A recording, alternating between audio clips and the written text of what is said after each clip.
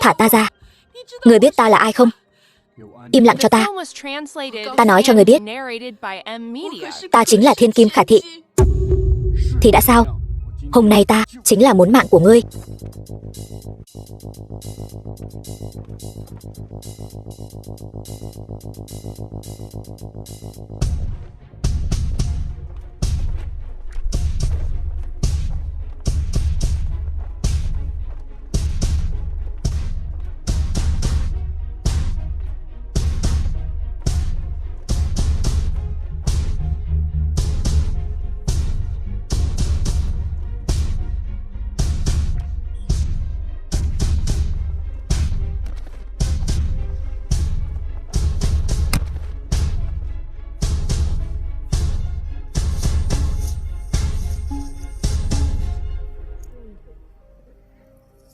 Thế nào? Ta không sao. Thuộc hạ cứu giá đến muộn. Không biết Giang Thần có bị thương nặng không? Rời khỏi đây trước đã. Các chủ, kế hoạch tiếp theo là gì? Mau về Nam Thị.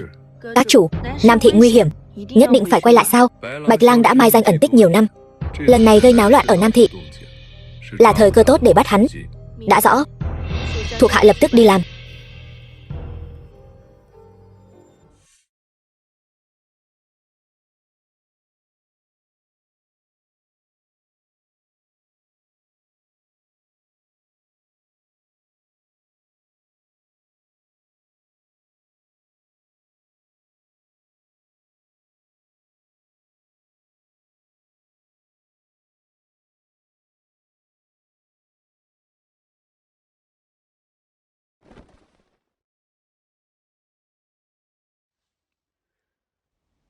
Ngươi là ai? Tỉnh rồi. Ta là ân nhân cứu mạng ngươi. Sao trông ngươi giống người chạy nạn vậy? Ta thấy ngươi ngất xỉu bên đường, nên cho ngươi uống chút thuốc, rồi đưa ngươi về đây. Không đúng. Ta nhớ, người đàn ông cứu ta là một người đeo mặt nạ. Đeo mặt nạ? Ta thấy người chắc bị sốt rồi. Nhìn nhầm rồi đấy. Ngươi là Thiên Kim Khả gia. Khả Tâm phải không? Sao ngươi biết? Rất đơn giản. Quần áo của ngươi là lụa, vòng cổ và bông tai là bạch kim. Cái túi ngươi đeo toàn là đồ hiệu cao cấp, nhìn là biết giàu sang phú quý rồi. Cái này cũng nhìn ra được sao? Đương nhiên, quan trọng nhất là cái này. Chứng minh thư. Chứng minh thư của ta sao lại ở chỗ ngươi? Ta sợ ngươi bỏ trốn lúc sắp cưới, nên mới lén lấy ra. Ta quả thật đã từng thề, ai cứu ta, ta sẽ gả cho người đó. Khả gia có chút địa vị ở Nam Thị. Nếu ta cưới người phụ nữ này, nắm rõ được cơ cấu thương mại của Nam Thị, vừa hay có thể nhân cơ hội này bắt Bạch Lang. Nhưng mà ta nói cho người biết, người ta muốn gả cho là Giang Thần trong truyền thuyết. Khả gia rất có tiếng tăm ở Nam Thị, sao có thể vong ân bội nghĩa, hủy hôn đột ngột chứ? Ta chính là đại tiểu thư Khả gia, lời hứa đã nói ra sẽ không nuốt lời.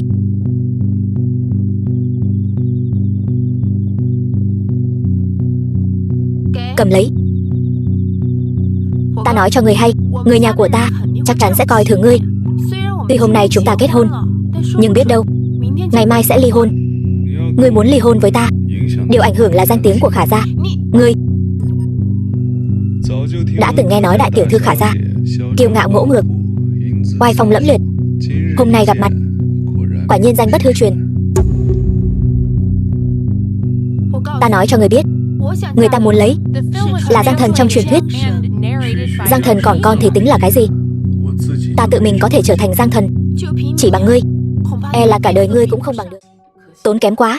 Ta biết các ngươi người trẻ tuổi thích kết hôn chớp nhoáng, nhưng mà nam nhân này hắn không xứng với Khả gia ta. Tên này ta đã tìm người dò hỏi rồi, hắn chính là tên tiểu tử nghèo kiết xác ở khu ổ chuột Nam Thị. Cái gì? Loại người này không xứng kết hôn với tỷ tỷ ta.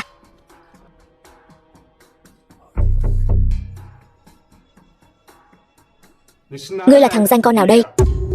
Tôi là chồng của Khả Tâm, cũng là tỷ phu của cậu. Ai thừa nhận ngươi là tỷ phu của ta? Cậu tự xem đi. Hôn nhân của tôi và tỷ tỷ cậu được pháp luật bảo vệ. Vậy ta cũng không thừa nhận ngươi là tỷ phu của ta. Đúng vậy, Khả Tâm nhà chúng ta xinh đẹp, người theo đuổi cô ấy nhiều vô kể, làm sao lại chọn chúng ngươi? Thiên Nhất, cậu và Khả gia chúng tôi quả thực rất không xứng đôi. Vậy sao? Đúng vậy. Với tư cách là tỷ phu, cậu chẳng có chút khí phách nào. Tỷ tỷ ta Khả Tâm thích là Giang Thần, chứ không phải cậu. Em thích là Giang Thần, chỉ tiếc là em hôn mê quá lâu, không nhìn rõ mặt anh ấy. Nếu Giang Thần ở đây, nào còn đến lượt cậu. Tỷ phu lý tưởng của tôi phải giống như Giang Thần, có năng lực, có thể giúp Khả gia chúng tôi củng cố địa vị ở Nam Thị. Hóa ra Giang Thần trong lòng các người lợi hại như vậy. Có lẽ một ngày nào đó tôi cũng có thể trở thành Giang Thần. Với nỗ lực của cậu, muốn trở thành Giang Thần chắc cũng phải mất vài trăm năm. Đúng vậy. Cóc kẻ mà đòi ăn thịt thiên nga. Ngươi đang nghĩ gì vậy? Mẹ. Mẹ đến rồi. Con trai, con kết hôn, mẹ không được chứng kiến. Con dâu, hôm nay mẹ đến đây mang quà cho con dâu. Con dâu, con gả cho con trai mẹ. Mẹ rất vui. Đây là chút tiền mẹ dành dụm bao năm qua, con cầm lấy. Sinh lễ ở Nam Thị chúng ta ít nhất cũng phải 50 vạn. Huống hồ, nhà chúng tôi là danh gia vọng tộc, ít nhất cũng phải 1 triệu. Chỉ mấy tờ bạc lẻ này đi bố thí ăn mày còn được. Thiên Nhất, mẹ biết mấy năm nay con vất vả lắm, cho nên mẹ dành dụm được 10 vạn tệ cho con dâu của mẹ. Mẹ, không cần đâu, tiền cưới con có rồi. Thật nực cười, thằng nhà quê nghèo kiết xác mà bày đặt làm đại gia. Tôi nói cho các người biết, muốn cưới con gái tôi, sinh lễ ít nhất 500 vạn. Các người đang bán con gái đấy sao? 500 vạn coi như là đã ưu đãi các người lắm rồi. Không có tiền thì đừng hòng rước con gái tôi đi. Bà thông gia, nhà ta thật sự không có nhiều tiền như vậy. Không có tiền thì cút khỏi đây. Mẹ yên tâm, con thật sự có tiền. Trong cái thẻ này của cậu chắc chỉ có vài trăm tệ thôi. Vài trăm tệ? Tôi thấy chắc chỉ được 100 tệ. 100 tệ? 100 tệ chẳng phải là tiền mở thẻ cần có sao? Không có tiền mà còn muốn cưới vợ, nằm mơ giữa ban ngày sao? Đúng. Cóc kẻ mà đòi ăn thịt thiên nga cũng đến lượt cậu sao? Chị tôi sắp lấy công tử nhà giàu rồi. Nếu đã vậy, các người đều không tin, vậy bữa cơm hôm nay tôi mời. Thẻ đây, các người cứ quẹt thử xem. Được, thử thì thử. Phục vụ, mang máy lại đây.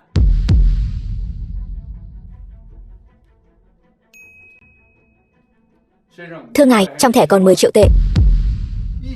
10 triệu? Cậu chắc không phải làm chuyện phi pháp, lừa đảo đấy chứ? Tôi có bao giờ nói tôi là kẻ lừa đảo đâu. Nhà chúng tôi tuy đòi hỏi sính lễ nhiều, nhưng chúng tôi không thích kẻ lừa đảo. Không ngờ tôi vừa tham dự tiệc sinh nhật của tiểu thư Khả Tâm đã chứng kiến được màn kịch hay thế này. Triệu công tử, anh đến rồi, mời ngồi.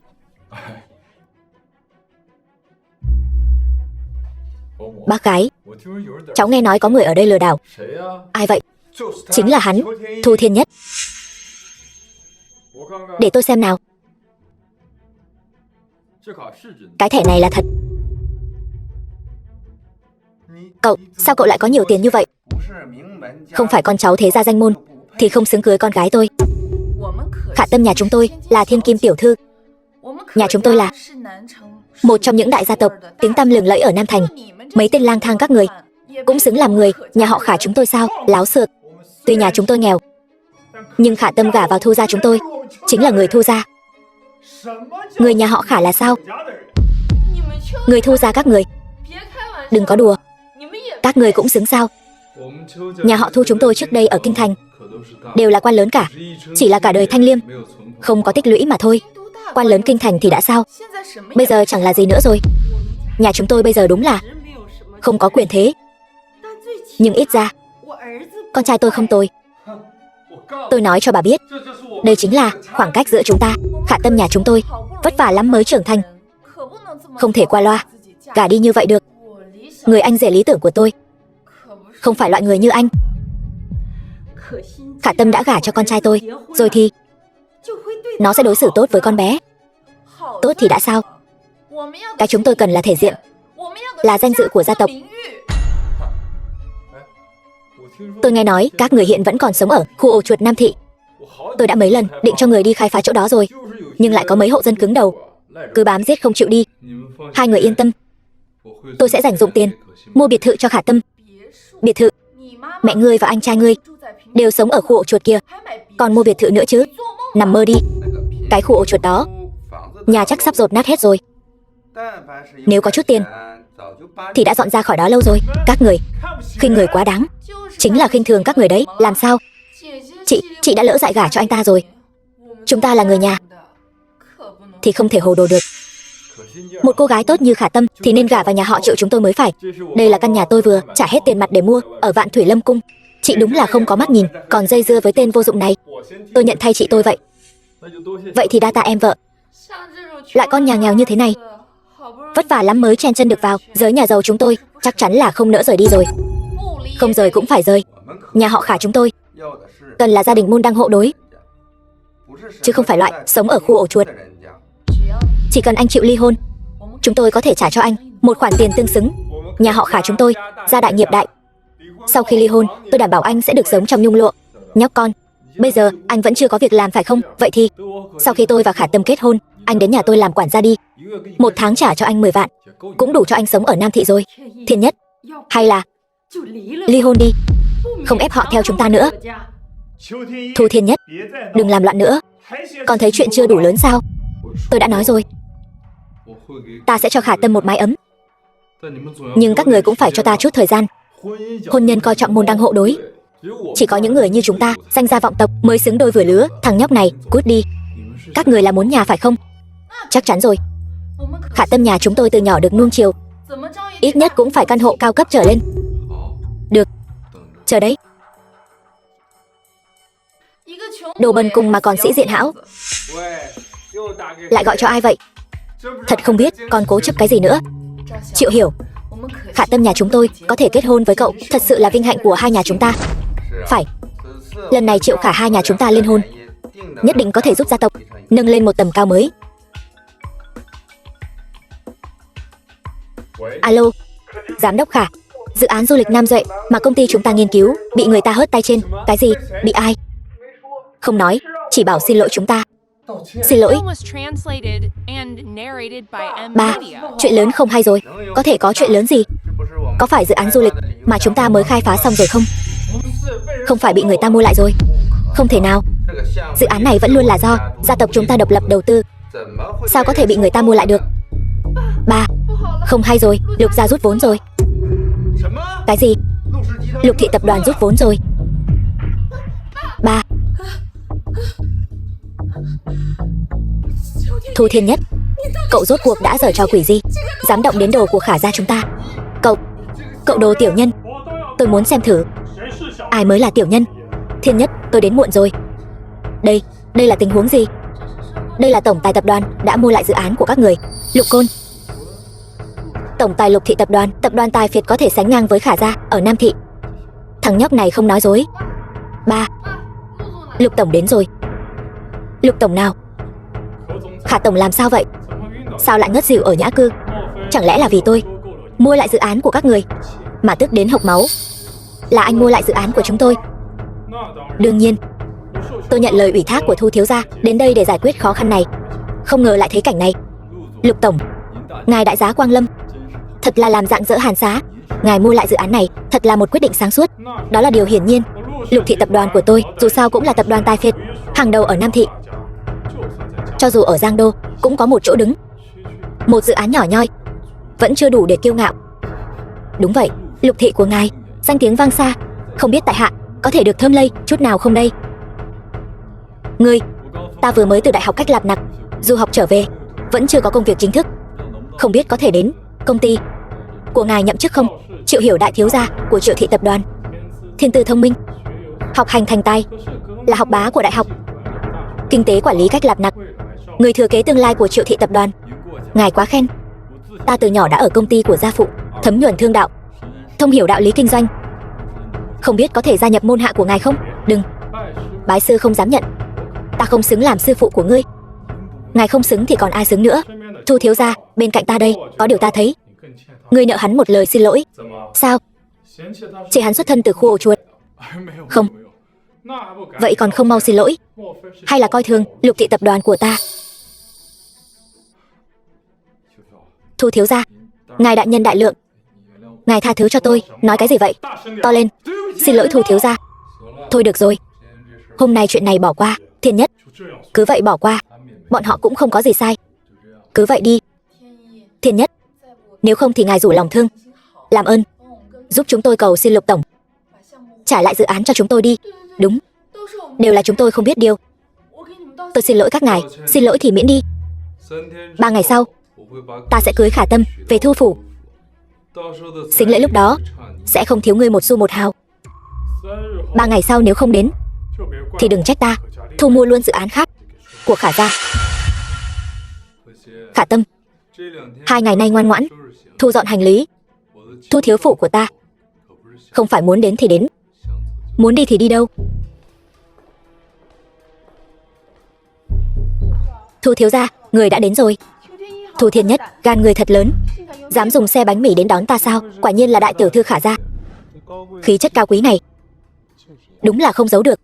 Ta đường đường là đại tiểu thư Khả thị tập đoàn, trị giá ngàn vạn, sao có thể chịu được sự sỉ nhục này? Phải, phu nhân của tôi, tốt nhất là cô nên từ bỏ thân phận cao quý của cô đi. Dù sao thì toàn bộ tài sản của Khả gia đều đặt cược vào một người. Người dám uy hiếp ta? Đây nào phải uy hiếp. Chúng ta bây giờ là vợ chồng hợp pháp.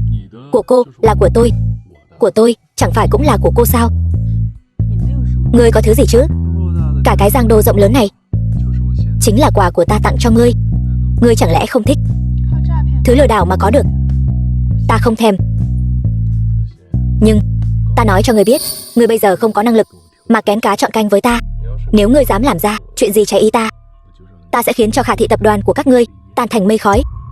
Ta nói cho ngươi biết, từ đầu đến cuối ta chỉ yêu duy nhất một người, đó chính là Giang Thần. Ta cũng sẽ không gả cho kẻ sống bằng nghề lừa đảo như ngươi. Nhưng ta đã nói rồi, người ngươi là của ta, tim ngươi cũng là của ta. Nếu ngươi không tuân lệnh thì đừng trách ta không khách khí. Có bản lĩnh thì ngươi lấy mạng ta đi. Lấy mạng ngươi, ta sẽ không làm chuyện trái đạo đức. Khả gia các ngươi đối với ta còn có chút tác dụng, tạm thời sẽ không làm hại ngươi. Ngươi rốt cuộc muốn làm gì? Chuyện này ngươi không cần quản, cứ ngoan ngoãn ở đây đi. Người đâu? Đưa phu nhân đến phòng ta đã, chuẩn bị sẵn để nghỉ ngơi. Đường xa mệt mỏi nên nghỉ ngơi rồi. Không cần, tôi tự đi được. Thu Thiên Nhất, ta nói cho ngươi biết, sẽ có một ngày ta sẽ khiến ngươi phải trả giá. Ở nhà lâu quá mệt rồi phải không? Hôm nay dẫn em ra ngoài đi dạo. Anh dẫn tôi đến đây là ý gì? Dẫn em đi gặp một người, người có thể cứu Khả gia các em. Đừng nói đùa nữa. Đây chẳng phải là đại tiểu thư Khả thị tập đoàn Khả Tâm sao? Vị này chính là chồng của cô sao? Quả nhiên là một tên nghèo kiết xác. Cô là ai? Anh còn không biết tôi là ai sao? Tôi chính là thiên kim của Vương thị tập đoàn đấy. Đây là bạn trai tôi, Ngụy tổng Ngụy thị tập đoàn Ngụy Kiến Vũ. Chào anh Thu Thiên Nhất. Thì ra anh chính là Thu Thiên Nhất, kẻ gây rối ở đến tiệc sinh nhật Khả gia. Hôm nay gặp mặt, quả thật danh bất hư truyền. Thật là đồ nhà quê. Khả Tâm, không phải tôi nói cô, sao cô có thể tùy tiện làm giao ước như vậy chứ? Khả gia các cô đời đời tôn sùng chữ tín để thắng thiên hạ. Giờ cô lấy phải một thằng chồng nghèo, thật đúng là mất mặt gia môn Khả gia. Chuyện nhà chúng tôi đâu đến lượt cô bôi nhọ. Còn tưởng mình là đại tiểu thư Khả gia ngày nào đó hả? Giờ cô lấy cái thằng chồng nghèo kiết xác này, tôi nên gọi cô một tiếng Thu phu nhân. Cô đúng là nên gọi cô ấy là Thu phu nhân. Dù sao cô ấy vẫn là đại tiểu thư, thiên kim tiểu thư Khả gia mà. Thằng nghèo rớt mặt nhà, anh còn lên mặt banh vợ sao? Cũng phải. Khả Tâm theo anh cũng phải chịu khổ rồi. Hay là tôi tặng hai người một căn nhà? Vợ, không cần. Người ta giờ đang sống ở Giang Thành Nhất Hào kìa. Cả đời chúng ta cũng chẳng lừa được sổ đỏ nhà người khác đâu. Làm giả giấy tờ, lừa chính mình, đừng có lôi ra làm trò cười cho thiên hạ. Tôi thấy hôm nay anh còn chẳng bước vào được cái cửa này đâu. Thu Thiên Nhất, anh phải biết, câu lạc bộ áo can này chỉ dành cho giới tài phiệt hàng đầu ra vào thôi. Với cái thân phận nghèo hèn của anh mà cũng đòi vào đây. Có giỏi thì lôi cái thư mời của anh ra xem nào. Thư mời gì? Chúng tôi có nhận được đâu. Đúng là không có. Không có thư mời. Vậy anh đến đây làm gì? Tôi được hội trưởng thương hội Giang Đô mời đến. Chỉ bằng anh thôi, anh cũng xứng để hội trưởng mời sao? Hội trưởng thương hội giấu mặt bao nhiêu năm nay, cớ gì lại liên lạc riêng với anh?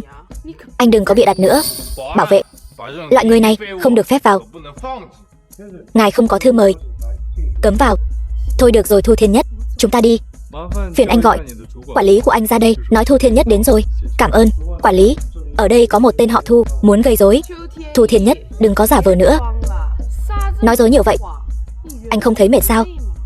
Đúng vậy, dám mạo danh hội trưởng để lừa đảo, thật là to gan lớn mật. Ngài chính là tiên sinh Thu phải không? Đây là câu lạc bộ áo căn, tôi đại diện câu lạc bộ áo căn, xin được chào đón ngài. Cái gì? Không thể nào. Đây chính là hai bang phái lớn nhất Giang Đô, Ngụy Thị và Vương Thị. Chỉ cần móc nối được với họ, rồi giới thiệu với hội trưởng thương hội Giang Đô, thì Khả gia các người sẽ được cứu. Ý anh là chỉ cần chúng tôi có được sự giúp đỡ của hai người họ, thì Khả gia chúng tôi sẽ trở lại thời kỳ đỉnh cao. Đương nhiên rồi. Đây có phải Triệu Hiểu, Triệu đại công tử, tập đoàn Triệu Thị? Nghe nói dạo này vừa mới cưới vợ. Vị bên cạnh đây chính là Ngụy thúc thúc. Chào ngài, đây là vợ của tôi, Khả Đường, nhị tiểu thư, Khả Thị tập đoàn. Không phải là cái tập đoàn dạo trước bị Lục Thị tập đoàn thâu tóm đó sao? Khả Thị cũng đến đây sao? Ngụy tổng, nhà chúng tôi tuy đã sa sút nhưng vẫn có thể trở lại đỉnh cao. Chỉ là cần ngài giúp đỡ. Giúp đỡ? Tôi giúp kiểu gì? Một gia tộc sắp tàn lụi, còn có chỗ nào để lợi dụng nữa? Ngụy thúc thúc, nói vậy không được. Này, hai nhà Triệu Khả chúng tôi hợp nhất, tương lai ở Nam Thị nhất định có một chỗ đứng, thậm chí có thể cùng Lục gia chia đôi thiên hạ. Tương lai khi tái xuất giang hồ, nếu được ngài giúp đỡ, chúng tôi nhất định sẽ vô cùng cảm kích. Quả nhiên là Triệu công tử tài học song toàn, nói chuyện thật dễ nghe. Chuyện này tôi và cha cậu sẽ cân nhắc kỹ. Triệu Hạc Quốc có được người con như cậu, thật là ba đời có phúc. Ngài quá khen. Tỷ tỷ, sao tỷ lại ở đây? Thu Thiên Nhất đưa tôi ra ngoài đi dạo. Thu Thiên Nhất không làm gì tỷ chứ? Không, hắn ta đối xử với tôi rất tốt. Vậy thì tốt. Thu Thiên Nhất, sao ngươi lại đến đây? Nơi này không phải người thường có thể vào được. Tôi được hội trưởng thương hội Giang Đô mời đến. Đừng có giỡn mặt tôi. Hội trưởng thương hội sao có thể quen biết hạng người như ngươi, còn mời ngươi đến đây nữa? Thu Thiên Nhất, ngươi lừa gạt tỷ tỷ ta, lại còn lừa lấy dự án của Khả gia. Ngươi còn muốn đến đây lừa cái gì nữa? Có những kẻ đúng là bùn nhão không chát nổi tương. Ngươi thật sự coi mình là sói giả phố Wall sao? Mơ giữa ban ngày hả? Tôi cứ tưởng là danh môn vọng tộc nào, hóa ra là đồ giả mạo. Mấy vị hội trưởng danh môn đã dặn dò, người này được tiếp đãi theo tiêu chuẩn khách quý bát tinh. Ngươi chỉ là một quản lý câu lạc bộ, lắm mồm thế, coi chừng ta khiến ngươi ở câu lạc bộ này không sống nổi. Khách quý bát tinh không thể bị đuổi. Mong Khả tiểu thư lượng thứ. Tôi nhớ khách quý đều có thẻ hội viên để chứng minh thân phận. Không biết Thu Thiên Nhất, ngươi có thẻ hội viên không? Có chứ. Thẻ hội viên bát tinh trên thế giới có 3 cái. Một cái ở chỗ cha tôi, còn một cái ở chỗ Vương thúc thúc. Tấm cuối cùng này đến nay vẫn chưa có chủ. Ngươi lấy đâu ra tự tin như vậy? Trùng hợp thay, tấm cuối cùng lại đang ở chỗ ta. Ngươi nói đùa sao? Ở chỗ ngươi, thẻ khách quý vốn đã hiếm hoi. Với cái dạng này của ngươi, ngươi có tư cách gì mà cầm thẻ khách quý? Thu Thiên Nhất, đừng có ở đây mà bịa đặt lung tung nữa. Ngươi lừa tỷ tỷ ta, còn muốn lừa cả Giang Đô thương hội sao? Ngươi nói ngươi là do hội trưởng mời đến. Nếu ngươi có thể liên lạc được với hội trưởng, chứng minh ngươi là do hội trưởng mời đến, thì chúng ta sẽ tin ngươi. Hội trưởng đã mất tích nhiều năm rồi, chỉ bằng hắn không thể nào. Thu Thiên Nhất, phải giải thích rõ ràng với bọn họ, đừng tự lừa dối mình nữa. Đủ rồi, còn muốn làm chuyện này ầm ĩ hơn nữa sao? Tên lừa đảo nhà ngươi, ta còn thấy xấu hổ thay ngươi. Mọi người, tên tiểu tử này ở tiệc sinh nhật của Khả tiểu thư gây rối, còn tự xưng là danh môn vọng tộc, mượn danh Lục Thị muốn cưới Khả tiểu thư, thậm chí còn phá hoại quy tắc thương đạo, phá hoại việc kinh doanh của Khả gia. Theo ta thấy, loại bại hoại này nên giao cho thương hội xử lý. Triệu Hiểu, ngươi quên cái mùi vị quỳ trước mặt ta rồi sao? Ta đương nhiên không quên. Sự sỉ nhục mà ngươi dành cho Triệu thị tập đoàn. Được lắm, Thu Thiên Nhất. Ngươi dám sỉ nhục Triệu đại công tử. Thôi đừng nói nhảm nữa. Cho các ngươi 3 phút. Xin lỗi ta. Nếu không, tự gánh lấy hậu quả. Ngươi muốn ta xin lỗi ngươi? Mơ giữa ban ngày hả? Thu Thiên Nhất, Giang Đô thương hội không phải là thứ chúng ta có thể chọc vào. Nếu ngươi đắc tội với bọn họ, đừng nói là Giang Đô, ngay cả kinh thành cũng không thể ở lại. Yên tâm, ta có cách. Thu Thiên Nhất, ngươi chẳng phải muốn Khả thị tập đoàn sao? Ta cho ngươi được chưa? Khả thị tập đoàn không phải mục đích của ta. Ta muốn là toàn bộ Giang Đô thương hội. Ngươi muốn toàn bộ Giang Đô thương hội? Ngươi chưa uống thuốc khi ra khỏi nhà sao? Giang Đô thương hội há là thứ ngươi muốn là có được? Đúng vậy. Giang Đô thương hội là của 2 đại bang phái, há có thể đến lượt ngươi ở đây mà nói hưu nói vượn. Tiểu tử, ta không quan tâm ngươi từ đâu đến. Bây giờ hãy xin lỗi 2 đại gia tộc chúng ta ngay lập tức. Có lẽ ta còn có thể tha cho ngươi một con đường sống, nếu ngươi vẫn cứ cố chấp mạo nhận thân phận. Vậy thì đừng trách chúng ta trừng phạt ngươi. Ngươi đến Khả gia náo loạn tiệc sinh nhật vẫn chưa đủ, ngươi còn muốn thế nào?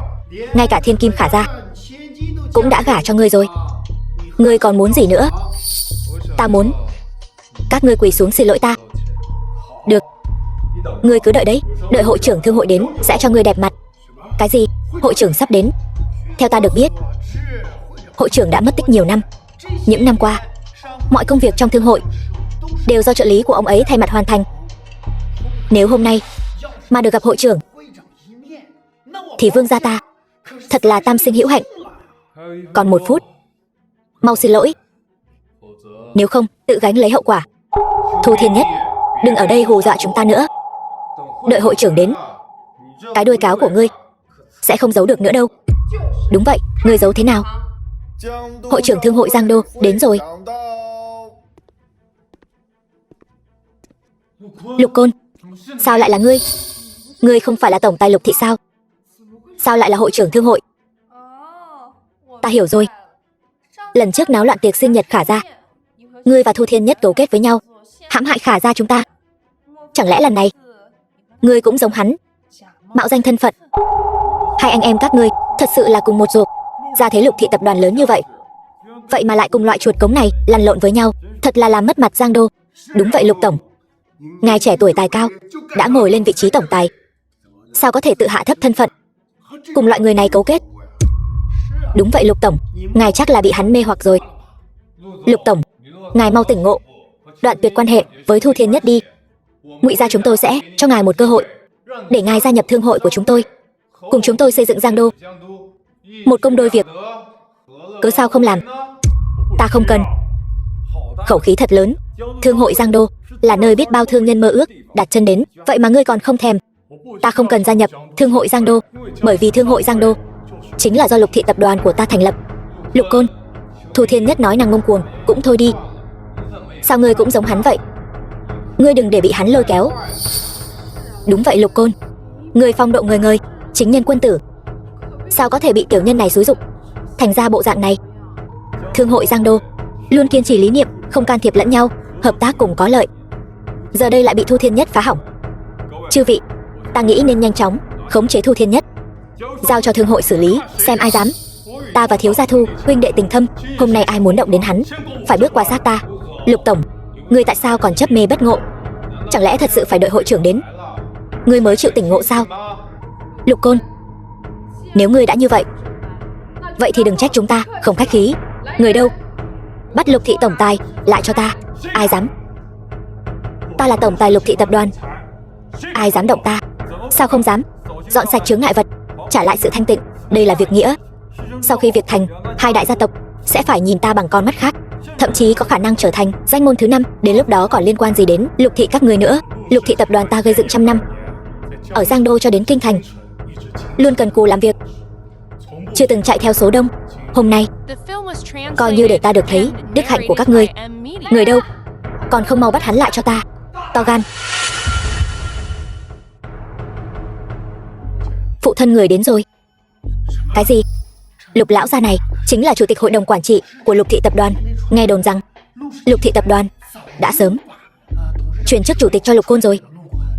Sao lại mời được lão gia tử đến đây vậy? Lục lão gia sao lại đến đây? Nghe nói năm xưa Lục lão gia đơn thân đến Giang Đô khai hoang, từng bước đi đến ngày hôm nay. Xem ra buổi tụ họp hôm nay thú vị rồi đây. Phụ thân, con vốn không muốn mời người đích thân ra mặt để giải quyết tình huống khó khăn này, nhưng tình hình thực sự khó kiểm soát nên mới phải mời người ra tay giúp đỡ.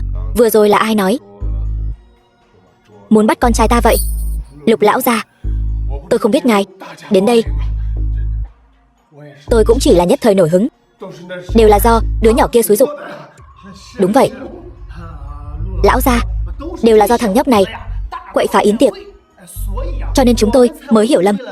Lục tổng, mong ngài đại nhân đại lượng, tha thứ cho chúng tôi. Lục chủ tịch, đều là do tên lừa đảo này xúi giục con trai ngài, hắn còn lợi dụng con trai ngài lừa gạt Khả gia. Lục chủ tịch, hôm nay vốn là yến tiệc của thương hội, thế nhưng lại có một tên vô danh tiểu tốt gây rối trật tự, kính xin Lục chủ tịch làm chủ, xử lý Thu Thiên Nhất. Xin Lục chủ tịch xử lý Thu Thiên Nhất. Người cầm miệng cho ta. Ta Lục Bằng Phi tuy đã già, nhưng trong lòng sáng như gương, ai đúng ai sai tôi rõ lắm. Lục thúc vẫn như năm nào, bá khí không giảm chút nào. Thiên Nhất sao? Lâu rồi không gặp, không ngờ gặp lại trong trường hợp này.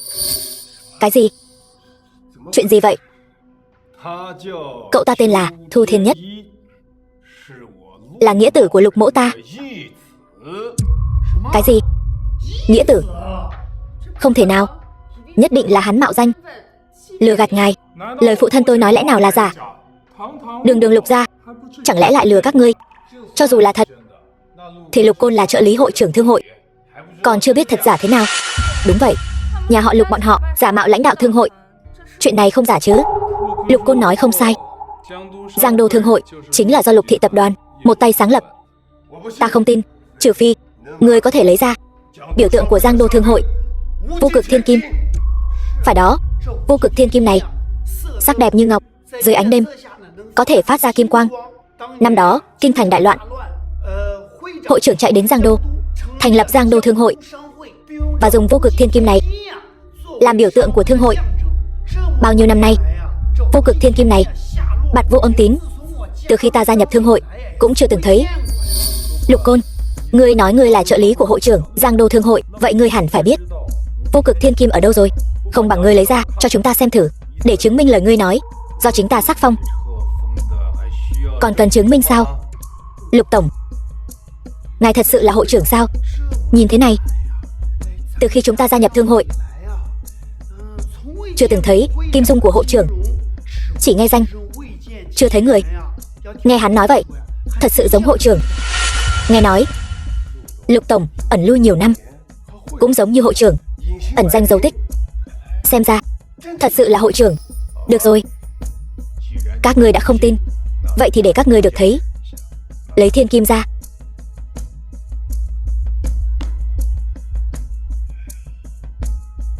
Vô cực thiên kim, sắc đẹp như ngọc, thân phát kim quang. Bái kiến hội trưởng. Có mắt như mù, không nhận ra bảo vật, xin hội trưởng thứ tội.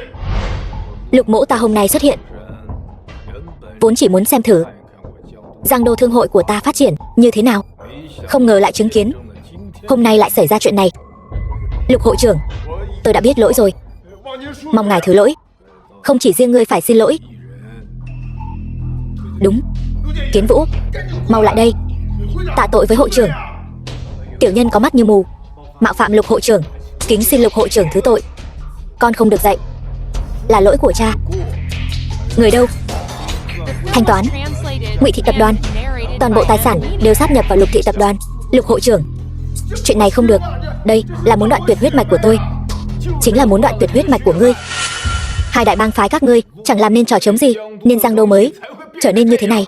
Từ lâu đã nghe nói hai đại bang phái tự lập môn hộ, độc quyền kinh tế, khiến cho các gia tộc khác sống không bằng ngỏm, vi phạm quy tắc mà Giang Đô thương hội ta đã lập ra. Cho nên hôm nay ta đến đây chính là để quét sạch yêu nghiệt.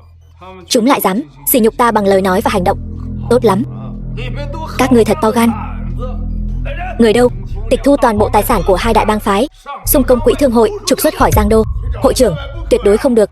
Nếu ngài động đến hai đại gia tộc chúng tôi, kinh tế Giang Đô nhất định sẽ bị rối loạn. Hội trưởng, hai đại bang phái chúng tôi kiên trì đến nay, mục đích chính là vì sự vận hành bình thường của thương hội. Ngài muốn tịch thu tài sản của các gia tộc danh giá, chẳng phải là muốn để chúng tôi vào chỗ mỏm sao? Ta đã nói, Giang Đô thương hội chúng ta không cần những nhân tài như thế này. Cũng được, nếu các ngươi có thể cầu xin nghĩa tử của ta tha thứ, ta có thể cho các ngươi một con đường sống. Nếu đã vậy, không còn cách nào khác, chỉ có thể như vậy. Cha, Ngụy Thị tập đoàn không thể phá sản. Không có cha con biết phải làm sao. Câm miệng đồ nghịch tử.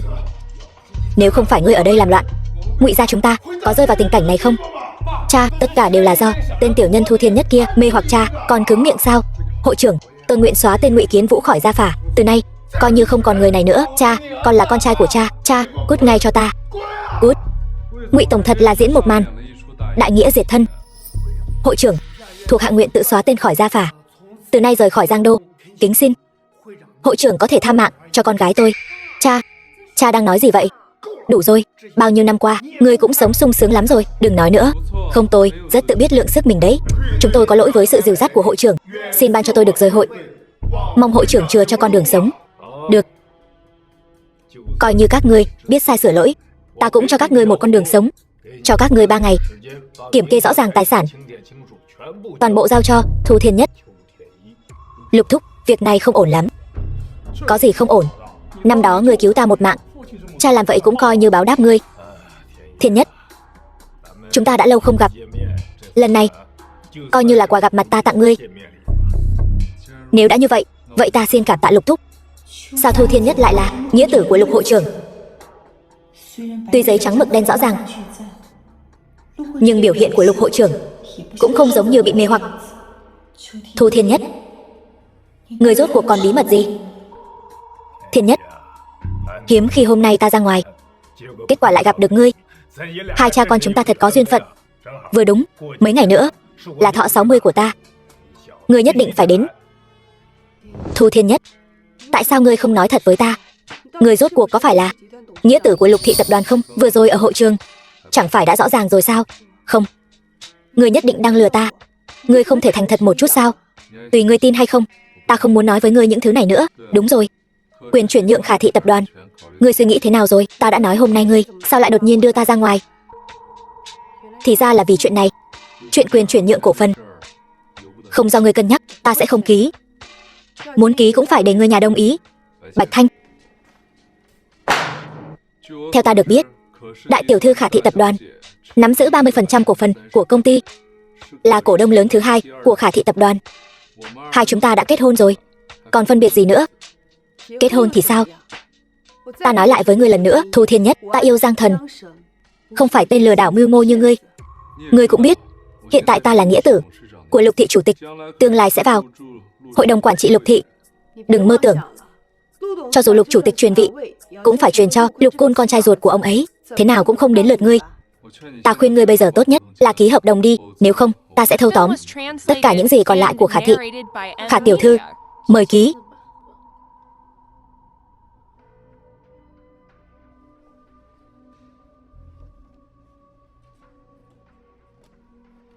Thu tổng đã ký rồi. Vậy là đúng rồi. Phu nhân của ta, Thu Thiên Nhất, sớm muộn gì ngươi cũng sẽ gặp báo ứng. Bạch Thanh, đỡ phu nhân về phủ. 2 ngày này đừng có chạy lung tung. Ngươi dám giam lỏng ta? Mời. Khả Tâm, đừng trách ta.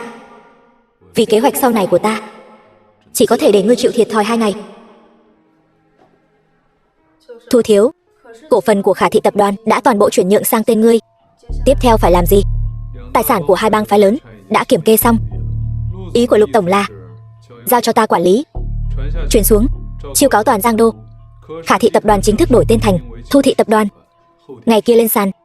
Thu thiếu, điều này e là không ổn. Có gì không ổn? Được, tôi sẽ đi sắp xếp ngay. Còn việc gì nữa không? Thu thiếu, yến tiệc hôm đó, tại sao ngài lại che chở cho Khả Tâm? Khả Tâm có lỗi lầm gì đâu.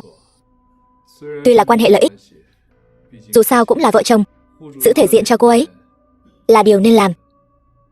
Chẳng lẽ Thu thiếu gia động lòng với cô ấy? Đủ rồi, những chuyện này không cần người nhắc nhở, ta tự biết. Ngày kia là lễ mừng thọ 60 tuổi của Lục Tổng. Đi chuẩn bị cho ta một ít lễ vật cao cấp. Vâng. Bạch Lang này rốt cuộc từ đâu đến? Tại sao lại chuyên nhắm vào những người giàu có? Thiên Nhất, bận gì thế? Tới rồi. Tôi đang nghĩ về kế hoạch tiếp theo. Tiếp theo? Ngươi định làm gì? Tôi thấy những tài sản tôi có được bây giờ rất giống có người đứng sau xúi giục, khiến tôi trở thành danh gia vọng tộc mới nổi ở Giang Đô. Có phải ngươi nghĩ nhiều rồi không? Những thứ này không phải đều là lời xin lỗi của họ dành cho ngươi sao? Không thể nào. Nếu thật sự là vậy thì quá trùng hợp. Đúng rồi. Lần trước ngươi bảo ta điều tra hành tung mấy năm nay của Bạch Lang, ta đã tra ra. Mấy năm Bạch Lang đột nhiên xuất hiện, lúc nào cũng ở Nam Thị và Tây Thị kiếm ăn, sống bằng nghề trộm cắp. Trộm cắp? Điều này không giống phong cách của Bạch Lang. Hắn ta mấy năm nay ẩn náu rất kỹ, không để lại một chút dấu vết nào. Ta cũng chỉ tra được đến đây thôi. Phải rồi, ta nghe nói người định thành lập Thu Thị tập đoàn. Đúng vậy. Số tiền của những danh gia vọng tộc và Lục thúc thúc cho ta đủ cho tôi xây dựng công ty rồi. Ngươi không sợ bọn họ ghen tị với ngươi sao? Không có chuyện gì ghen tị cả. Những thứ này chỉ là tạm thời. Ta làm vậy chỉ muốn gặp Bạch Lang. Liệu hắn có ra tay với ta không? Ra tay với ngươi? Ngươi muốn dùng mình làm mồi nhử sao? Rồi dụ sói vào trong? Phải. Nghe nói Bạch Lang ưa thích con nhà danh môn. Chỉ là không biết Bạch Lang có hứng thú với ta, một thiếu gia danh giá mới nổi hay không?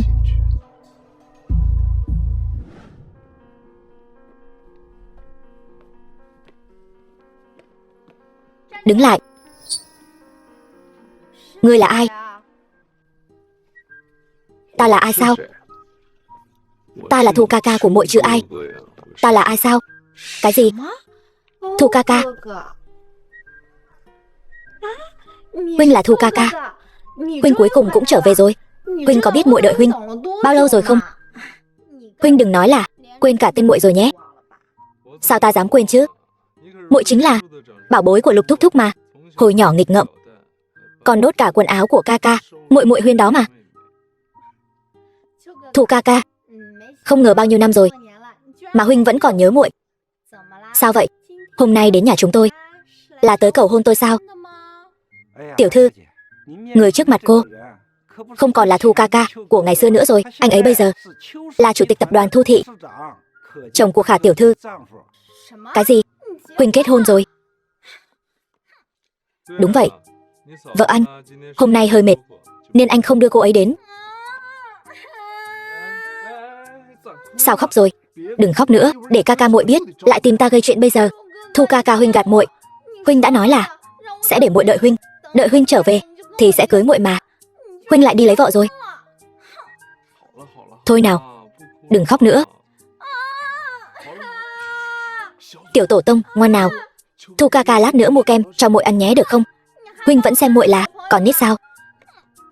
Bây giờ muội khóc như vậy chẳng phải trẻ con thì là gì? Huynh đợi đấy. Muội sẽ đi tìm ca ca để huynh ấy đòi lại công bằng cho muội. Ai dám bắt nạt tiểu Minh Châu của ta vậy? Anh. Chính là hắn bắt nạt muội, làm muội tức giận. Hắn làm muội giận như thế nào? Hắn nói là khi muội lớn lên sẽ cưới muội làm vợ. Vậy mà bây giờ lại có vợ rồi. Thôi nào, Thu ca ca của muội cũng không phải cố ý đâu. Đừng làm ầm lên nữa, chuẩn bị ăn cơm thôi.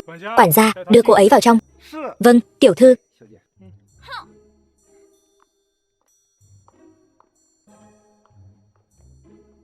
Cô ấy vẫn như hồi nhỏ, không hề thay đổi. Phải, cô ấy vẫn luôn đợi cậu trở về. Cha cũng không muốn để con bé tiếp xúc sự nghiệp gia tộc. Những năm qua đã sắp xếp cho cô ta bao nhiêu đối tượng xem mắt, đều bị cô ta dọa cho chạy mất dép. Dọa chạy kiểu gì? Giả thân giả quỷ, bôi bùn đất lên mặt, đóng giả Thúy Hoa. Ghê hơn nữa là có lần cô ta nhốt người ta trong trung tâm thương mại suốt một ngày một đêm. Đáng sợ thật. Chẳng ra dáng tiểu thư khuê các gì cả. Sau này làm sao mà lấy chồng? Có thể cô ta thật sự đã nhận định anh rồi. Đừng có đùa, tôi với cô ta không thể nào. Thu Thiên Nhất, cậu làm cái trò con bò gì ở đây vậy? Tôi nói cho cậu biết, tôi sẽ không gả em gái tôi cho loại đàn ông như cậu đâu. Loại đàn ông như tôi? Ý cậu là sao? Loại đàn ông như tôi? Đi. Ba Thiên Nhất đến rồi. Thiên Nhất đến rồi. Chú Lục, Thiên Nhất này lại ngồi cạnh ta. Chuyện này không ổn lắm. Có gì mà không ổn chứ? Bảo ngồi thì ngồi xuống đi. Qua đây. Thiên Nhất, con cứ ngồi đó đi. Lão gia đã đặc biệt giữ chỗ cho con rồi, chỉ đợi con đến thôi. Chẳng phải sao, ba ngay cả con dâu của mình cũng không quan tâm, chỉ quan tâm đến người ngoài. Thằng nhóc này có ma lực gì vậy? Sao lại được ba tôi yêu thích thế nhỉ? Lục Hâm, bớt nói vài câu không được sao? Đúng đấy. Sao anh vừa đến đã xỉa xói người ta thế?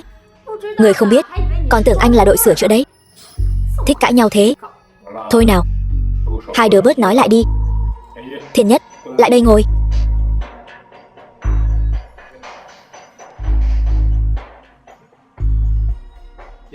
Hôm nay là đại thọ 60 tuổi của ta. Ai cũng không được nói những chuyện không vui. Đúng rồi ba, ba có chuẩn bị cho con món sườn heo chiên mà con thích nhất không? Đồ quỷ danh ma, con là bảo bối của ba mà. Quên ai chứ không thể quên con được. Phải đấy, lão già luôn thiên vị con, chỉ hận không thể đem hết của ngon vật lạ ở Giang Đô cho con còn chưa thấy đủ hay sao? Con nào có. Ba cái gì cũng tốt, chỉ là bắt con đi xem mắt là không tốt. Con không muốn gặp mấy tên đàn ông thối tha đó đâu. Đàn ông thối tha, tuy mấy tên đó đều có tiền có quyền, nhưng họ đâu có yêu ta. Họ chỉ nhìn vào Lục thị tập đoàn của chúng ta để kiếm chút lợi ích thôi. Ta không muốn trở thành loại phụ nữ như vậy. Trong lòng ta chỉ có ai hả? Thiên Nhất, ta nghe nói bây giờ ngươi là chủ tịch. Đúng vậy, vẫn là nhờ Lục thúc thúc bồi dưỡng. Của cải 4 đại gia tộc đều cung phụng ta sử dụng. Thiên Nhất, lâu rồi không gặp, tặng ngươi chút quà gặp mặt. Chút lòng thành. Cái gì? Cha không thể nào đem tài sản đều tặng cho hắn ta chứ. Đều cho một người ngoài. Người ngoài nào chứ? Hắn là ân nhân cứu mạng của ca ngươi. Các ngươi nên gọi hắn một tiếng anh nuôi. Đúng vậy. Hơn nữa, Thu ca ca và đại ca là bằng hữu. Hơn nữa, khi đại ca gặp khó khăn, đều là Thu ca ca giúp hắn. Vậy cũng không thể cho hắn hết được. Ta và vợ ta còn định sinh con nữa. Cha không phải không biết, sinh một đứa con tốn bao nhiêu tiền chứ? Mỗi tháng các ngươi lấy từ công ty còn ít sao? Thôi, đừng tranh nữa, khó khăn lắm mọi người mới tụ họp được. Nói ít thôi. Đây là Triệu tiểu thư đặt làm riêng cái bánh này. Con dâu có lòng rồi. Đó là điều đương nhiên. Đây là điều con dâu tôi nên làm. Quả nhiên con dâu ta chọn không sai. Cha mẹ, hôm nay là đại thọ 60 tuổi của cha. Ta và Lục Hâm chuẩn bị một đại lễ. Đại lễ gì vậy? Cha, đây là thứ con từ Giang Đô thư pháp thế ra, đặt mua riêng cho cha. Cất đi. Cha, hôm nay là đại thọ 60 của cha. Con đặc biệt sai người từ kinh thành tìm cho cha một thứ tốt. Bảo bối gì vậy? Cha, xem kỹ nhé. Người đâu? Đây là nhân sâm ngàn năm. Con tìm được từ y ra ngàn năm ở kinh thành. Ở kinh thành. Cái này có thể bổ tinh khí huyết, hơn nữa còn có thể kéo dài tuổi thọ. Quà của đại ca tặng vượt xa chúng ta rồi. Đâu có, năm nào ta chẳng tìm cho cha thứ quý giá nhất. Tốt, con có lòng rồi.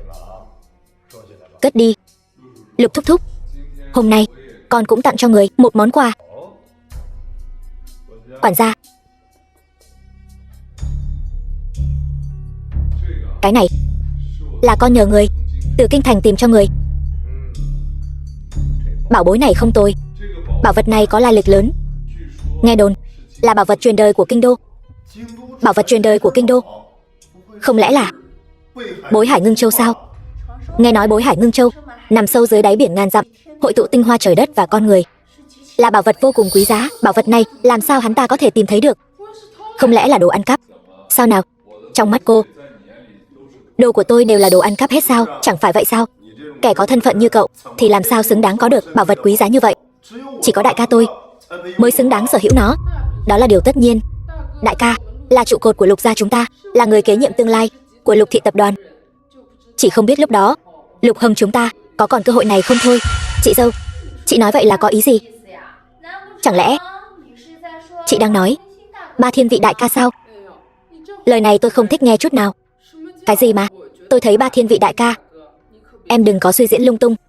Em gái, ta đã nói với em bao nhiêu lần rồi, bảo em học hành cho tử tế, đừng có suốt ngày lảng vảng với thằng nhóc họ Thu kia. Em cứ không nghe. Anh nói gì vậy? Thu ca luôn đối xử tốt với em. Sao mọi người lại nói anh ấy như vậy? Ai mà không biết Thu Thiên Nhất là một tên lừa đảo. Tôi khuyên cô nên ít giao du với hắn ta. Đúng vậy. Thằng nhóc này không biết từ đâu chui ra. Trước đó không phải biến mất một thời gian sao? Sao lại đột nhiên xuất hiện ở Nam Thị? Thu Thiên Nhất này rốt cuộc là Thu Thiên Nhất thật hay Thu Thiên Nhất giả vậy? Hắn là thật hay giả? Tôi còn không phân biệt được sao? Năm đó nếu không có Thiên Nhất thì hai đứa bây đã chẳng còn người anh này rồi. Đại ca, anh nóng vội làm gì? Chẳng lẽ chúng tôi nói sai sao? Vô lễ. Ba đừng giận. Đừng để ảnh hưởng đến sức khỏe. Xuống suối vàng rồi. Nhìn con nuôi của ba phá nát Lục Thị tập đoàn sao? Mày.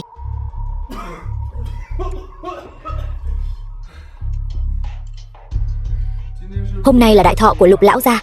Mọi người không thể hòa thuận vui vẻ được sao? Tôi cũng muốn ăn uống vui vẻ, nhưng có người ngoài này ở đây thì làm sao mà vui vẻ được? Còn thật sự coi mình là người Lục gia rồi? Hay là gọi ngươi là Lục Thiên Nhất, hoặc gọi là Lục Vượng Tài cũng được. Sao ngươi lại gọi Thu ca là Vượng Tài được? Ngươi không phải đang mắng anh ấy sao?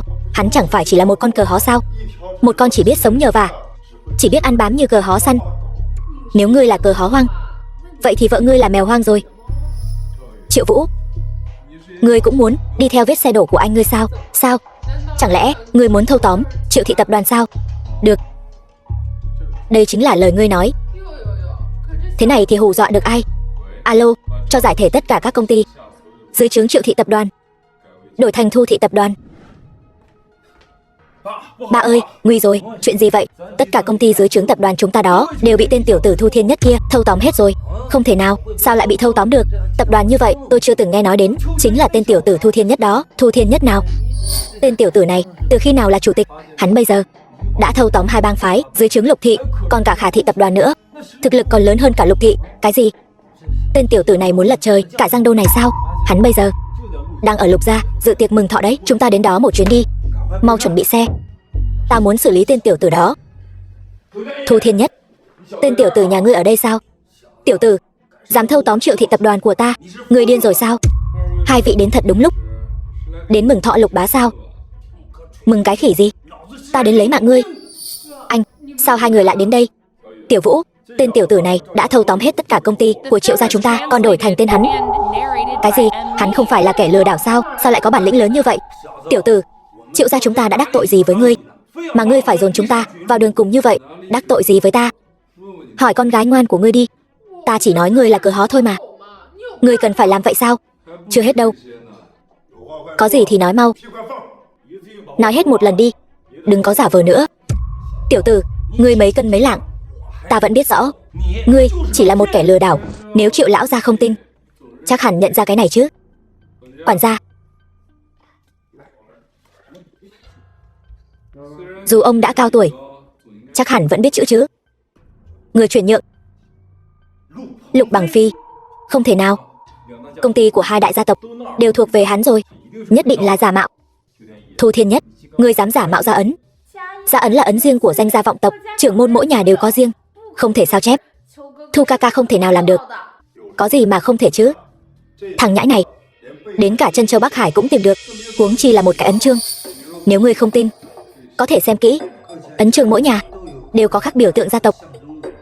Khả gia là hoa sen nở trọn đời, Ngụy gia là sách ngàn chữ, Vương gia là bá vương kích. Những ấn chương này cùng tài liệu đều là thật. Ba không nhìn nhầm chứ?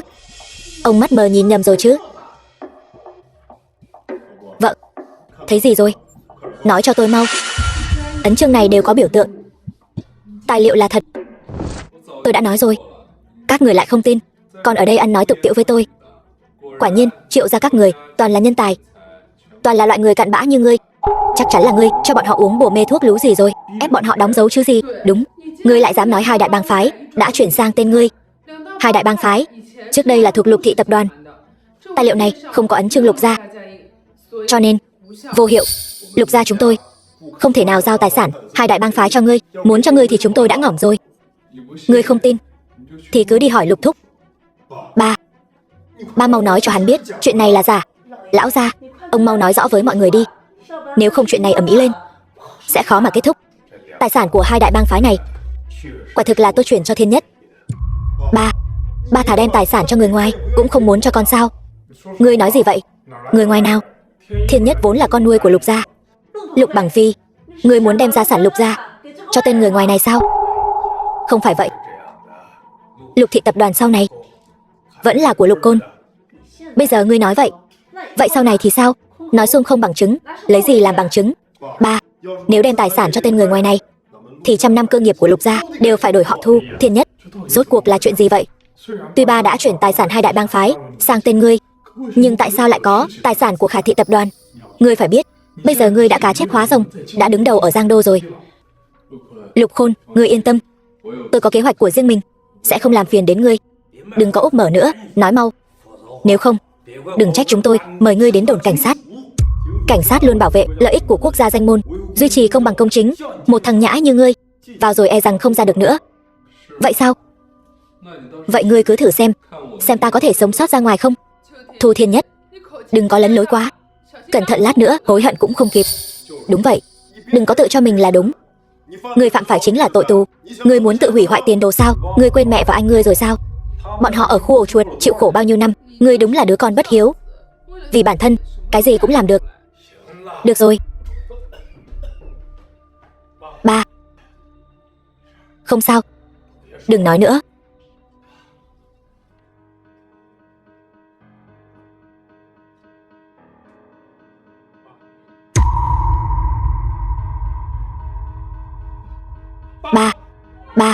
Ba, quản gia, mau gọi xe cấp cứu. Anh, ba không sao chứ? Ba bị trúng độc rồi, đã không cứu được nữa rồi. Tôi đã biết là trúng độc mà, máu ở khóe miệng đều đen cả, nhìn là biết trúng độc rồi. Nếu Lục tổng quy tiên, điều này có nghĩa là Lục gia sẽ nhanh đón người nắm quyền mới. Lục thị tập đoàn sẽ bầu lại chủ tịch. Vậy theo như Triệu tổng nói, sau khi ba mất, người được lợi nhất hẳn là anh cả. Có phải anh cả hạ độc không? Lục Hâm, đệ nói bậy bạ gì đó, ta làm sao có thể hại ba được? Huynh đừng tưởng ta không biết, huynh thèm muốn vị trí chủ tịch từ lâu rồi. Những năm qua, huynh vẫn luôn lôi kéo lòng người, lôi kéo vốn liếng, chẳng phải là đang dọn đường cho mình sao? Người đang nói bậy bạ gì đó, ta làm sao có thể làm chuyện có lỗi với ba? Thôi, đừng cãi nhau nữa. Chuyện này rất đơn giản, kiểm tra tất cả thức ăn sẽ biết nguồn độc ở đâu. Thu Thiên Nhất, người thật sự cho rằng mình có bản lĩnh làm cảnh sát có thể phá án? Ta thấy chính là hung thủ muốn hủy diệt chứng cứ. Dù sao thì cứ để Thiên Nhất thử xem, lỡ như biện pháp của cậu ấy hữu dụng, cũng coi như có lời giải thích với ba. Không cần ngươi nói, ta cũng sẽ làm tốt chuyện này. Thứ này thật sự có thể thử ra được sao? Quân vương thời xưa có thể tránh được tai họa bị hạ độc, chính là nhờ kim ngân thử độc. Kim ngân có thể hấp thụ tạp chất, cắm vào thức ăn. Không màu tức là không độc, có màu là có độc. Chẳng qua chỉ là mối rìu qua mắt thợ thôi. Cây kim ngân này có thể tra ra được cái gì chứ? Kim ngân chuyển đen rồi. Bánh kem có độc. Bánh kem? Được lắm, Triệu Vũ, ngươi dám hạ độc phụ thân ta. Người đâu? Bắt cô ta lại. Không phải tôi không bỏ độc. Trong bánh ngọt quả thật có độc. Cô còn chối cãi gì nữa? Vợ, em mau nói với họ đi, nói em không có bỏ độc. Sao có thể? Cái bánh này là ai? Cái bánh này là ca ca mua cho tôi. Là Triệu Hiểu. Triệu Vũ, ngươi có biết mình đang nói gì không? Triệu Hiểu sao có thể làm ra chuyện như vậy? Tiểu Vũ, ngươi có phải uống say rồi không? Ta khi nào đã đưa bánh cho ngươi? Ca ca, anh đang nói gì vậy? Đây là cái anh đưa cho tôi hôm qua. Nói dù thế nào cũng phải cho Thu Thiên Nhất ăn hết. Sao anh không nhận? Tôi thật sự chưa từng đưa cho em. Em đừng có vu oan giá họa. Tôi vu oan giá họa? Anh đang đùa tôi đấy sao? Chuyện mình làm không chịu thừa nhận. Tôi không có làm gì để thừa nhận cả. Tôi đã biết anh đang lợi dụng tôi. Từ đầu đến cuối, hai người đều không xem tôi là con gái ruột. Tiểu Vũ, chuyện ngươi làm hôm nay quả thật có hơi quá đáng. Bây giờ ngươi mau xin lỗi nhà Lục đi, có lẽ họ còn tha cho ngươi. Tha cho tôi một mạng. Ngươi đáng được tha mạng là anh mới đúng. Ngươi có ý gì? Lúc anh đưa bánh ngọt cho tôi hôm qua, tôi đã thấy lạ. Sao tự nhiên lại tặng bánh cho tôi? Cho nên tôi đặc biệt bảo thư ký quay phim lại cho tôi. Video gì?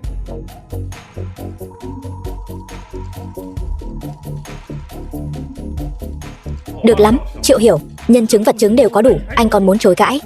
Anh cứ nhận đi, đừng tự lừa dối mình nữa. Anh luôn nói Thu Thiên Nhất là kẻ lừa gạt, kỳ thực chính anh mới là kẻ đại bịp bợm. Ai cho mày lá gan, dám đầu độc Lục tổng? Chuyện tôi không dám làm, mày đều dám làm. Mấy năm nay tôi không quản mày. Mày càng ngày càng quá đáng. Chuyện mình làm thì cứ nhận đi. Xin lỗi nhà họ Lục, chúng ta bắt đầu cuộc sống mới. Tôi đường đường là tổng giám đốc tập đoàn Triệu Thị, đại công tử nhà họ Triệu. Sao tôi có thể xin lỗi loại người này chứ? Mày câm miệng lại. Thu Thiên Nhất, mày mạng lớn thật đấy, sao không độc ngỏm mày đi? Tao vốn định dùng cái bánh này độc ngỏm mày, không ngờ lão già này lại đỡ đạn thay mày. Triệu Hiểu, mày bỏ độc hại người, tội đáng ngỏm vạn lần. Còn về nơi mày sẽ đến, do cha mày quyết định. Còn Bất Hiếu, cha có trách nhiệm. Triệu, lần này bị đuổi khỏi Triệu gia, bị loại khỏi gia tộc. Phần còn lại sẽ giao cho Thu thiếu gia xử lý. Ba thật sự không cần con nữa sao? Tao không có đứa con trai nào như mày, tôi xử lý.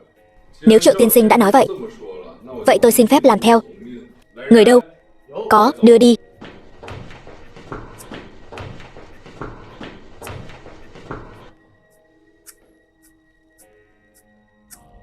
Ngoại trừ người nhà họ Lục, những người khác xin mời rời đi. Triệu tiểu thư, mời cô cũng rời đi. Thu tiên sinh, mời ngài ở lại. Lý luật sư, ông có nhầm lẫn gì không? Tại sao Thu Thiên Nhất cũng phải ở lại? Lý luật sư, xin mời bắt đầu. Lục Hâm là nhị thiếu gia nhà họ Lục, tuy không học vấn không nghề nghiệp, nhưng tâm địa không xấu. Lục Hâm là tổng giám đốc tập đoàn Lục Thị, mong rằng nó có thể học hành cho tốt, điều hành công ty. Xem ra Lục Bằng Phi vẫn chưa từ bỏ mày. Lục Tử Huyên là con gái trong nhà, từ nhỏ được nuông chiều, năng lực của nó không đủ để vào tập đoàn Lục Thị. Điều tôi lo lắng nhất là Huyên Nhi khi nào xuất giá. Hy vọng lang quân của nó phải là người quân tử khiêm nhường, có tài có đức. Tôi để lại cho Huyên Nhi một khoản tiền, cứ lấy trong tiền tiết kiệm của tôi 20%, làm của hồi môn cho nó. Ba, sao ngay cả trong di chúc cũng giục con kết hôn vậy? Lục Côn là trưởng nam trong nhà, vừa học giỏi vừa ngoan ngoãn, đã làm việc trong tập đoàn rất lâu, năng lực của nó cao hơn các cổ đông lớn của tập đoàn. Nhưng tôi đối với con nuôi còn chút áy náy trong lòng, mong Lục Côn đừng trách tôi. Lục Côn vào tập đoàn Lục Thị của tôi, nhậm chức phó chủ tịch, hội đồng quản trị. Cái gì? Đại ca, sao chỉ là phó chủ tịch? Lý luật sư, ông có đọc nhầm không vậy? Đưa đây.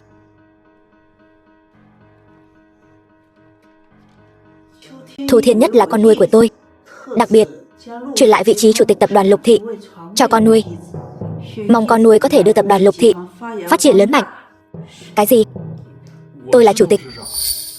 Thu Thiên Nhất, cái bánh này là mày bày mưu hãm hại đúng không? Mày dùng chiêu mượn đao lấy mạng người, chính là để đoạt lấy vị trí chủ tịch. Lục Côn, tao đã nói với con bao nhiêu lần rồi, bảo con tránh xa nó ra, đừng có dây dưa với nó nữa. Con xem, con không chỉ giúp nó giải vây mà còn cho nó căn nhà Giang Đô Nhất Hào. Con nói xem con làm vậy để làm gì? Mẹ bớt nói vài câu đi. Ngồi xuống đi, cái bánh này hình như chưa ai ăn. Đúng vậy, cái bánh đó căn bản chẳng có ai ăn cả. Điều đó có thể chứng minh điều gì? Không ai động vào. Vậy thì chứng minh cha không phải bị bánh ngọt đầu độc. Đúng vậy, nếu cha bị trúng độc do ăn bánh ngọt mà mất, thì trên bánh ngọt hẳn là nhất định phải có dấu vết đã bị ăn. Đúng rồi, trên cái bánh ngọt đó chẳng có dấu vết gì cả. Điều này chứng tỏ cha căn bản không hề ăn bánh ngọt. Chẳng lẽ hung thủ là người khác? Với tình hình hiện tại, e rằng người đã lấy mạng Thúc Thúc không phải Triệu Hiểu. Vậy hung thủ rốt cuộc là ai? Đầu độc ở chỗ nào? Nếu không phải ở bàn ăn trên bàn ăn thì chính là ở chỗ khác. Theo lời cậu nói, chẳng lẽ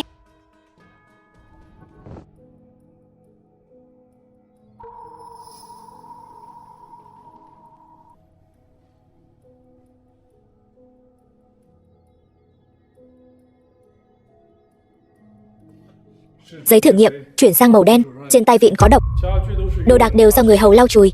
Quản gia, gọi tất cả người hầu đến đây, tôi đi làm ngay.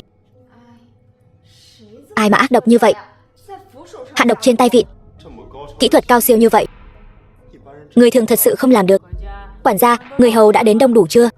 Người hầu của mỗi khu vực đều đã đến đông đủ, nhưng khu vực ăn uống thiếu một người. Thiếu một người, còn không mau đi tìm. Thiếu gia, tôi đã hỏi rồi, mọi người đều không chú ý, bởi vì đó là người mới, cho nên không ai để ý. Mau chóng đi điều tra camera giám sát, đi ngay bây giờ. Đúng, chuyện này mới xảy ra chưa lâu.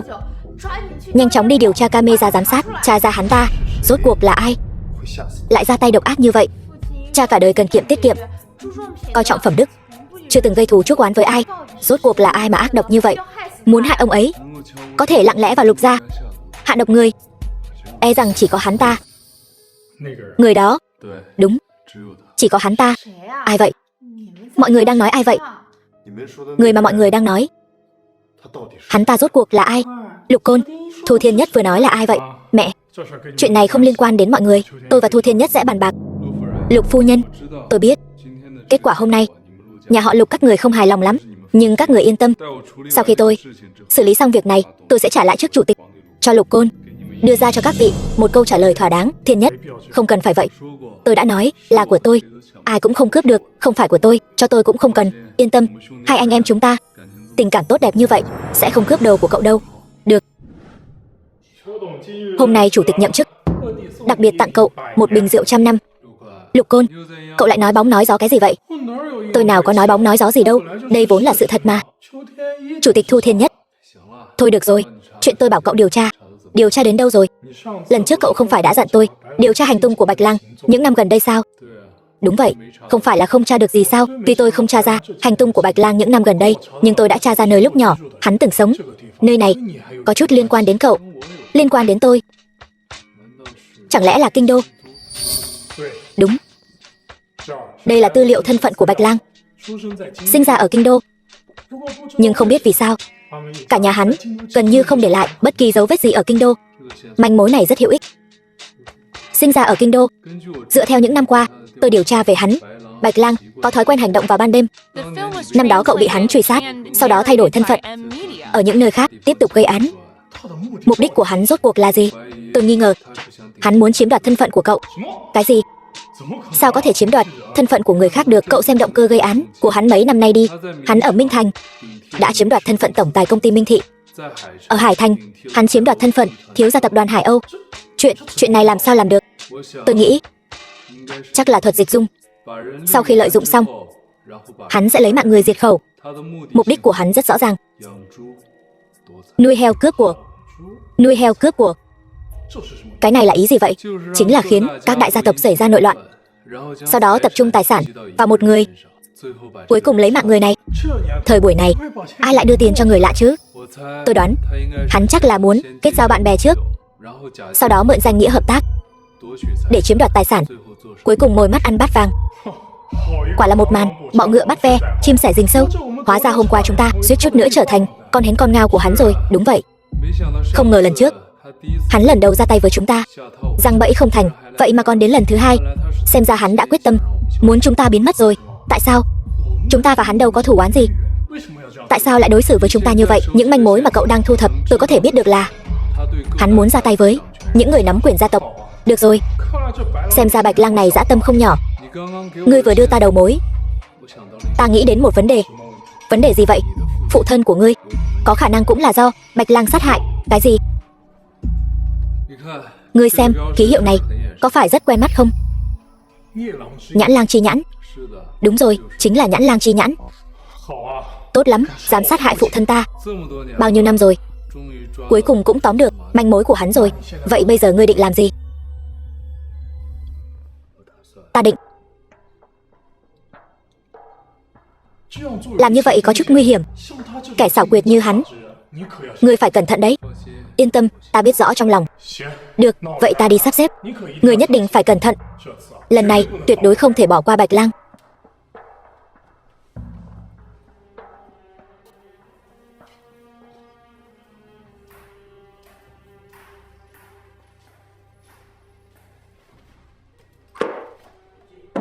Sao ngươi lại đến đây? Ta vừa nghe thấy hết rồi. Nghe thấy gì? Thiên Nhất, huynh rốt cuộc còn chuyện gì giấu ta nữa? Huynh bây giờ đã là Giang Đô đệ nhất thủ phủ rồi, huynh còn muốn gì nữa? Chẳng lẽ huynh thật sự giống như bọn họ nói là kẻ lừa đảo? Khả Tâm, ta biết muội hận ta, nhưng bây giờ ta không thể nói cho muội biết, không thể nói cho ta biết sự tồn tại của Bạch Lang sao? Muội đều biết rồi. Vậy rốt cuộc Bạch Lang là ai? Hắn tại sao lại muốn lấy mạng ta? Tại sao lại muốn lấy mạng Lục lão gia? Ta biết muội rất muốn hiểu rõ sự thật, nhưng bây giờ ta thật sự không thể nói. Chẳng lẽ chúng ta không phải phu thê sao? Là phu thê thì nên che giấu nhau sao? Phu thê. Trước đây ta quả thật có oán hận huynh, nhưng ta biết huynh vốn không có ý xấu, nếu không huynh cũng sẽ không cứu ta, cũng sẽ không nói giúp ta. Vậy nên xin huynh hãy nói cho ta biết mọi chuyện, được không? Như vậy ta cũng có thể giúp huynh. Muội thật sự muốn tham gia vào sao? Ta chắc chắn không vì gì khác, Ta cũng muốn biết, tại sao Bạch Lang lại muốn dồn ta vào chỗ ngỏm. Được. Vậy ta nói cho muội biết, phụ thân ta chính là bị Bạch Lang sát hại. Phụ thân huynh, sao trước đây ta chưa từng nghe huynh nhắc đến? Ta không phải con nhà giàu có gì. Ta nhớ, ta đã sống ở Nam Thị. Khi còn nhỏ, phụ thân vì mưu sinh đi làm thuê, cho đến khi tin ông ấy mất truyền đến, ta nghi ngờ sự ra đi của phụ thân có điều mờ ám, liền rời nhà đi điều tra. Quả nhiên phát hiện nguyên nhân sự ra đi của ông ấy là bị sát hại. Vậy huynh không lừa mọi người. Vậy số tiền đó thì sao? Thời sơ khai để điều tra Bạch Lang, tôi đã gặp Lục Côn trên đường. Lục Côn hắn đã giúp tôi rất nhiều. Số tiền đó đều là hắn cho tôi mượn. Vậy nên việc kết hôn với tôi cũng nằm trong kế hoạch của ngươi sao? Đúng vậy. Ta cũng bất đắc dĩ, nhưng ngươi yên tâm, sau khi việc thành, ta sẽ ly hôn với ngươi. Vậy bây giờ ngươi muốn làm gì? Bắt Bạch Lang, trả thù cho cha. Ta tin ngươi. Ta có thể giúp gì cho ngươi? Ngươi cứ nói với ta. Khả Tâm, làm sao? Ngươi coi thường ta? Ta đây chính là đại tiểu thư Khả gia đấy. Nhân mạch của ta còn rộng hơn ngươi nữa. Được, cứ nghe theo Khả đại tiểu thư. Không hay rồi, Thu tổng, Triệu công tử của Triệu thị tập đoàn bị sát hại ở đồn cảnh sát rồi. Cái gì? Bọn người ở đồn cảnh sát ăn cái gì mà một tên tội phạm cũng không canh giữ nổi? Nghe nói là đánh ngất người canh gác, trộm chìa khóa, rồi bắn ngỏm Triệu công tử trong tù. Vậy thi thể hắn đâu? Đã được đưa đến nhà hỏa táng rồi. Thu tổng, chúng ta vẫn nên hủy buổi họp báo hôm nay đi. Tại sao lại hủy? Triệu Hiểu ở trong tù có để lại một tin nhắn tử vong. Nội dung là kẻ sát hại ta là Thu Thiên Nhất. Cái gì? Hiện tại trên mạng đang công kích ngài, bao gồm cả những hành vi của ngài ở tiệc sinh nhật Khả gia, thương hội Giang Đô và tiệc sinh nhật Lục gia đều bị truyền thông phơi bày ra hết rồi. Điên rồi, bọn nhà báo vô lương này. Những chuyện tôi chưa từng làm, chúng đều bị đặt ra hết. Thu tổng, tôi sẽ thông báo ngay để khẩn cấp xử lý quan hệ công chúng, hủy buổi họp báo. Không cần. Thu tổng, hiện tại dư luận đã gây nguy hại đến Thu thị tập đoàn rồi, hủy họp báo mới là lựa chọn tốt nhất. Bạch Thanh, thông báo xuống. Buổi họp báo niêm yết Thu thị tập đoàn vẫn diễn ra như dự kiến. Sau đó ngươi đi thông báo cho tứ đại gia tộc Kim Lưu Vương Ngụy, cả Triệu thị và Khả thị nữa. Rồi gọi thêm thật nhiều phóng viên đến. Cái gì? Còn sắp xếp phóng viên nữa sao? Sắp xếp phóng viên càng nhiều càng tốt. Vâng. Thiên Nhất, ngươi muốn làm gì vậy? Ngươi nhất định phải làm vậy sao? Nhất định phải làm vậy. Thiên Nhất, cẩn thận đấy. Chuyện ngươi giao phó ta đã làm xong rồi, đợi tin của ngươi. Được. Vạn sự cẩn thận. Chư vị khách quý, buổi sáng tốt lành. Hoan nghênh chư vị đến với buổi họp báo công bố niêm yết tập đoàn Thu thị của tôi. Rất vui được đón nhận sự ưu ái của chư vị. Tôi có được ngày hôm nay đều nhờ có quan hệ mật thiết với những vị đang ngồi đây. Thu chủ tịch, ngươi thật khéo ăn nói.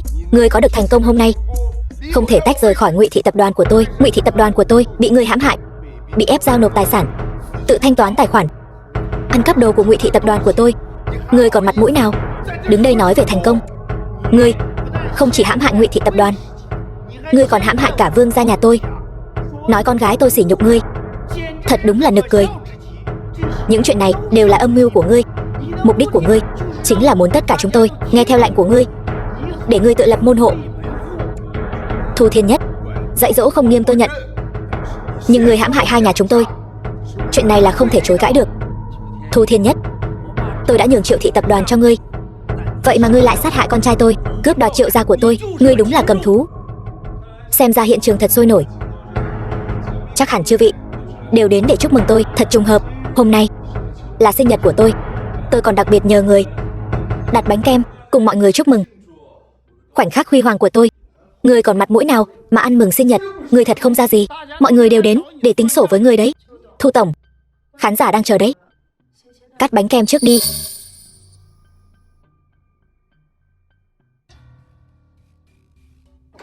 Chờ đã, đừng động vào cái bánh kem đó. Sự việc không phải như mọi người nghĩ. Xin chư vị hãy nghe tôi nói. Triệu Hiểu không phải do Thu Thiên Nhất sát hại, bởi vì tối hôm đó anh ấy ở cùng tôi. Cô với tư cách là vợ của anh ta đương nhiên có thể bênh vực anh ta, nhưng anh ta đã cướp Khả thị tập đoàn của cô còn bênh vực anh ta như vậy, cô được lợi ích gì chứ? Khả tiểu thư, có phải cô đã bị anh ta mê hoặc, bị anh ta ảnh hưởng rồi không? Tôi thừa nhận Anh ấy thực sự đã chiếm đoạt Khả Thị tập đoàn, nhưng cổ phần trong đó là do tôi đồng ý chuyển nhượng cho anh ấy. Cái gì? Cô chuyển nhượng cổ phần cho Thu Thiên Nhất? Vâng, thưa cha. Hôm nay con mang theo hợp đồng, cha có thể xem qua. Trắng đen rõ ràng, đóng dấu đỏ ký tên.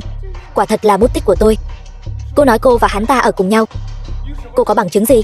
Dĩ nhiên là có. Đây là hình ảnh camera giám sát của văn phòng. Khi tôi đến văn phòng, Thu Thiên Nhất đã ở bên trong. Chúng tôi đã cãi nhau bên trong đó 2 tiếng đồng hồ. Trong đó, khoảng thời gian này, Triệu Hiểu bị giam trong tù. Tôi nghĩ Thu Thiên Nhất không thể nào làm 2 việc cùng một lúc được.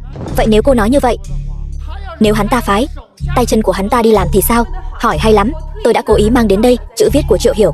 Trong tù, tôi đã cố ý mời chuyên gia giám định chữ viết. Trong đó, kẻ sát hại tôi là mấy chữ này là do chính hắn ta viết. Nhưng mấy chữ Thu Thiên Nhất không phải do hắn ta viết. Ý cô là có người sửa đổi thông tin về sự ra đi của con trai tôi. Vậy Bạch Lang sát hại Lục Bằng Phi rốt cuộc là ai? Kẻ đó chính là Bạch Lang. Cô ta không phải là trợ thủ của Thu Thiên Nhất. Sao có thể là Bạch Lang được? Phải đó, trợ thủ của Thu Thiên Nhất không phải là Bạch Thanh sao? Sao có thể là Bạch Lang được? Một mình cô ta làm sao có thể hoàn thành nhiều việc như vậy được? Hỏi hay lắm. Năm đó Bạch Lang gây án bên ngoài, để lại rất nhiều dấu vết. Tôi lần theo dấu vết, tra ra được một bí mật không thể tiết lộ. Bí mật gì? Việc này cứ để Lục cô nói đi. Được. Trước tiên hãy bắt đầu từ việc mà mọi người đều biết vụ cha tôi mất trong tiệc mừng thọ. Bạch Thanh hay còn gọi là Bạch Lang đã tìm đến Triệu Hiểu vài ngày trước tiệc mừng thọ, lợi dụng lòng thù hận của Triệu Hiểu đối với Thiên Nhất, xúi giục hắn ta giúp mình hoàn thành kế hoạch đầu độc Thiên Nhất. Sau khi Triệu Hiểu đồng ý, hắn ta lại gọi em gái mình là Triệu Vũ đến. Sau khi đưa bánh kem cho Triệu Vũ, hắn ta liền lặng lẽ chờ tin Thiên Nhất bị hại. Triệu Vũ không hề hay biết, sau khi nhận bánh kem đã thuận lợi đưa lên bàn tiệc. Nhưng không ngờ tới, hôm đó Triệu Vũ lại chọc giận Thiên Nhất, khiến Thiên Nhất thâu tóm Triệu Thị tập đoàn. Cái gì? Chẳng lẽ người muốn thâu tóm Triệu Thị tập đoàn của ta sao? Được.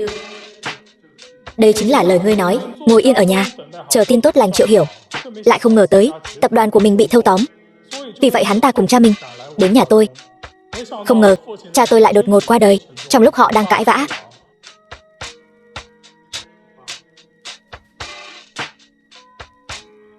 May mà có Thiên Nhất ở đó, giúp tôi điều tra ra bánh ngọt có độc. Nhưng cha tôi không mất vì bánh ngọt, mà là do chất độc trên tay vịn ghế.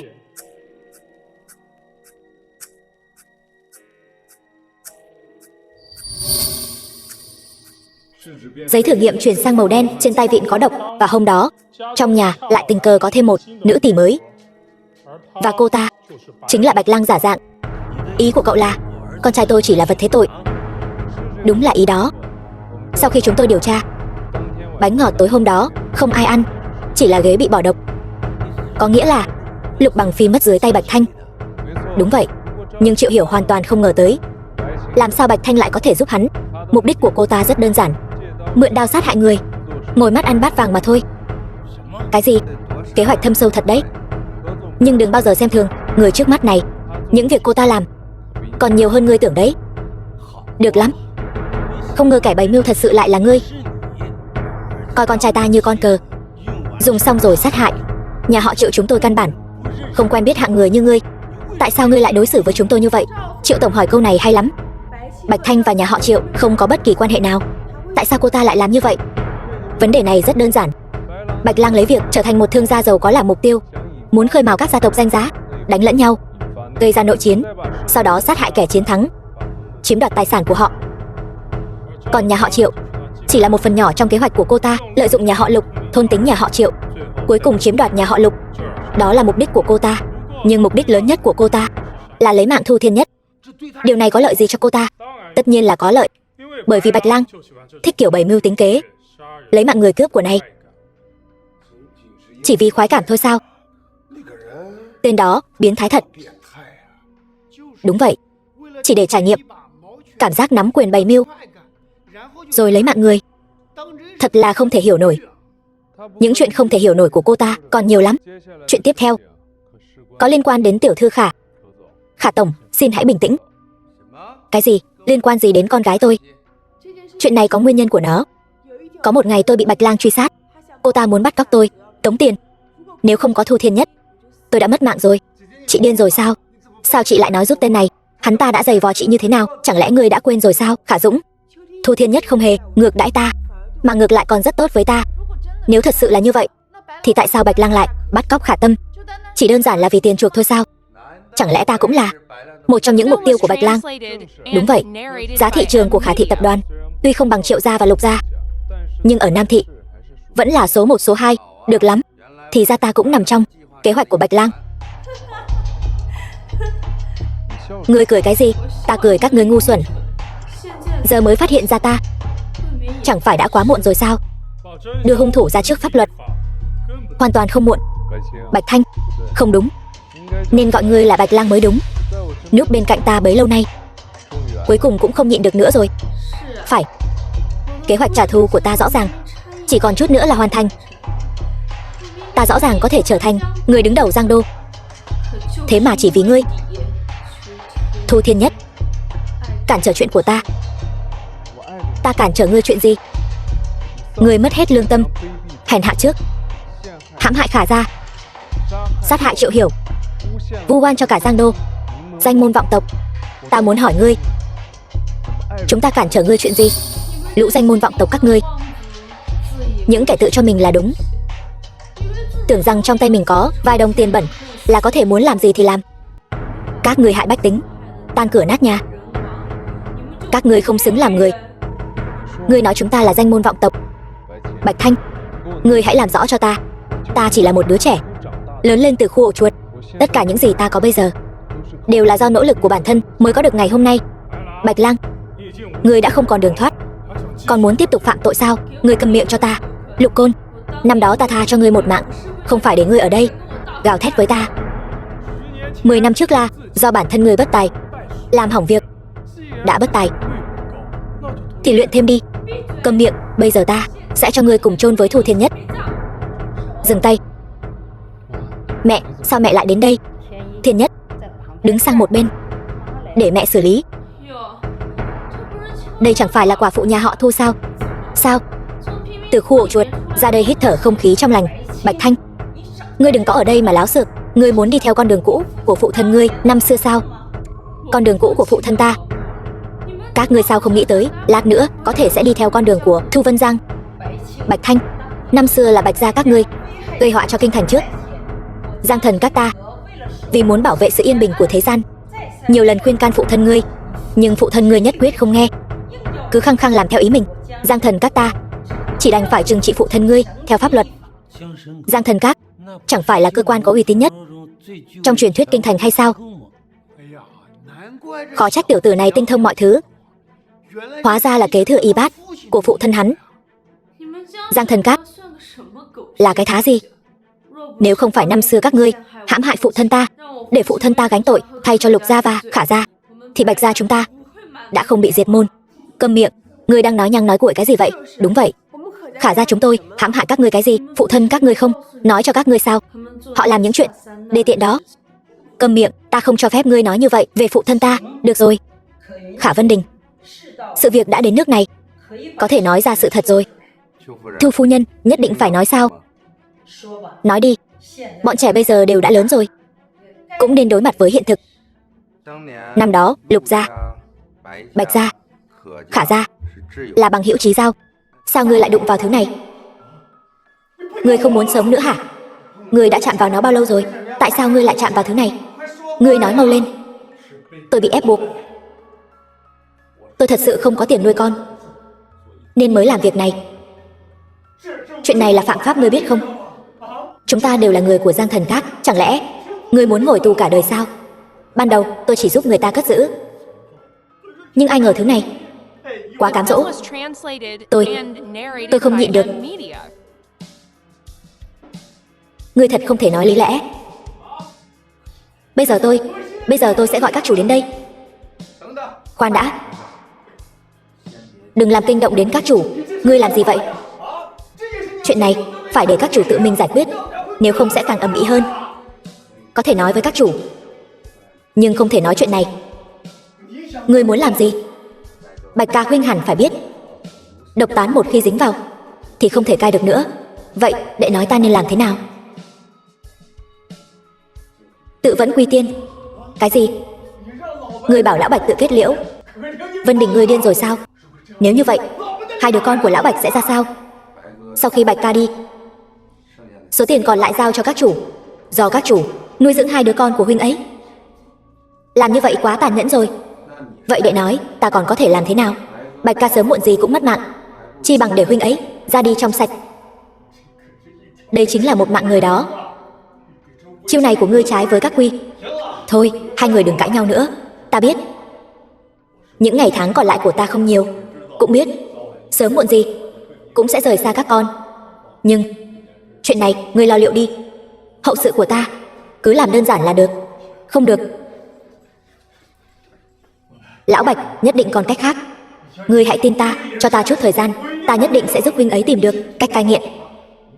Vô dụng thôi. Độc đã ngấm vào tận xương tủy rồi, ta sống không được bao lâu nữa. Lão Bằng, Lão Khả, sau khi ta đi, các người nhất định phải giúp ta chăm sóc hai đứa nhỏ. Bạch ca, huynh có lời gì muốn nhắn nhủ với hai đứa nhỏ không?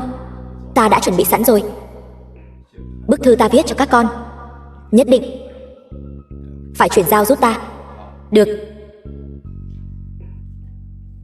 ta nhất định sẽ làm.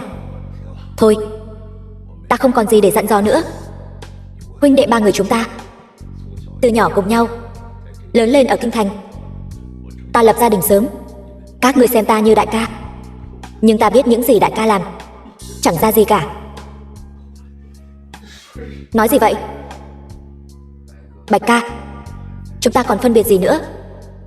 Điều khiến ta tiếc nuối nhất bây giờ chính là chưa được thấy hai người thành gia lập thất. Đáng tiếc, ta không thể thấy được nữa rồi. Các người đi đi. Bạch ca, tại sao huynh lại làm như vậy? Ta Bạch Ngạo Long cả đời này may mắn nhất là cưới được người vợ tốt, sinh cho ta hai đứa con, tương lai thật hạnh phúc. Thôi được rồi. Các ngươi đã làm gì cha ta? Bạch Lăng, sao ngươi lại ở đây? Các ngươi đã làm gì cha ta? Còn đợi đã. Có chuyện gì vậy huynh trưởng? Lũ sát nhân các ngươi, tôi sẽ mách thúc thúc thu. Không phải như vậy đâu, cha của con. Thôi, cứ để nó làm loạn đi. Bạch ca đã có ơn với chúng ta, bất luận như thế nào cũng phải bảo vệ thanh danh cho huynh ấy. Ngươi muốn làm gì? Ta đã nói rồi, Bạch ca không thể mất oan uổng. Hủy hết những thứ này đi, bao gồm cả Bạch ca, Lục Bằng Phi và Khả Vân Đình, đến trước mặt ta yết kiến. Làm sao bây giờ? Nếu các chủ biết được, biết thì biết, cùng lắm thì giảm thọ mạnh của ta. Được, ta đi cùng ngươi. Thuộc hạ bái kiến các chủ. Nghe nói hai người đã sát hại Bạch Ngạo Long. Không, không có chuyện đó. Ta nghe hai đứa nhỏ nói rồi. Nói hai người ở trong phòng của Bạch Ngạo Long.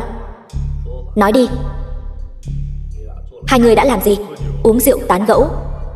Đúng vậy, hôm nay Bạch Ngạo Long mời chúng tôi đến Bạch gia uống rượu. Ai ngờ Bạch Ngạo Long vì tiểu lượng kém, máu dồn lên não, tức ngực mà mất. Các người chắc chắn như vậy sao? Chắc chắn. Tình huynh đệ thật sâu đậm, dám lừa gạt bổn tọa. Người đâu? Có, mang hai đứa nhỏ này xuống. Hai người đừng tưởng ta không biết Bạch Ngạo Long đã làm những chuyện gì nhé. Ngài đã biết rồi sao? Bạch Ngạo Long đó đã bị tố cáo từ lâu rồi.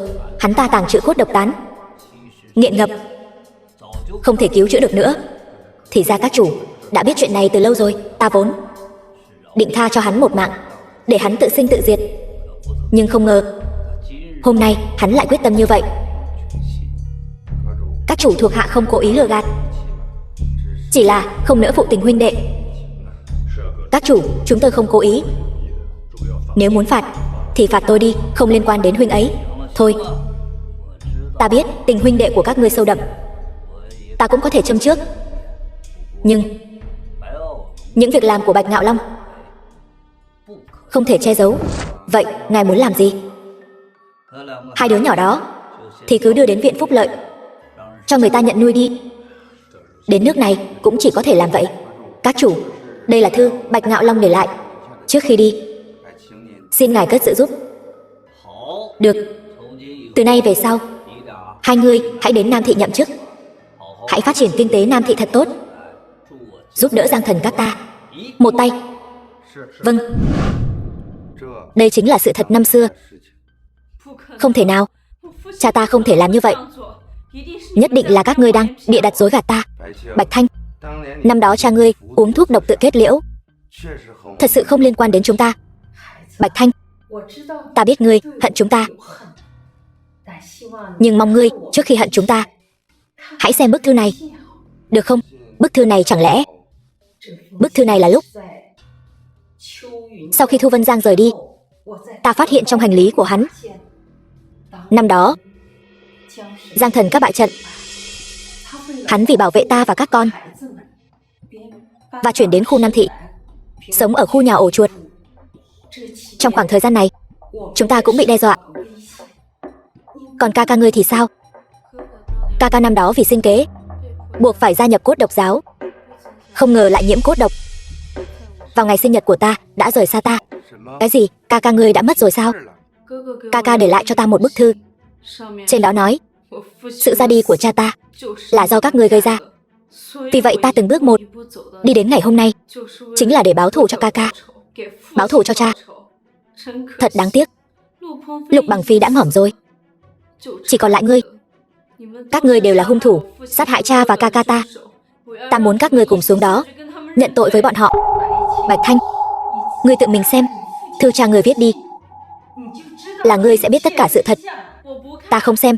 Đây chắc chắn là do các ngươi ngụy tạo chứng cứ, muốn lừa gạt ta, các con của ta. Khi các con thấy bức thư này thì cha chắc đã đi đến một nơi rất xa rồi. Cha nhất thời hồ đồ, lại có liên hệ với Cốt Độc giáo. Không ngờ bản thân lại thua chính ý chí của mình. Ta giao phó các con cho hai vị thúc thúc, họ nhất định sẽ đối xử tốt với các con.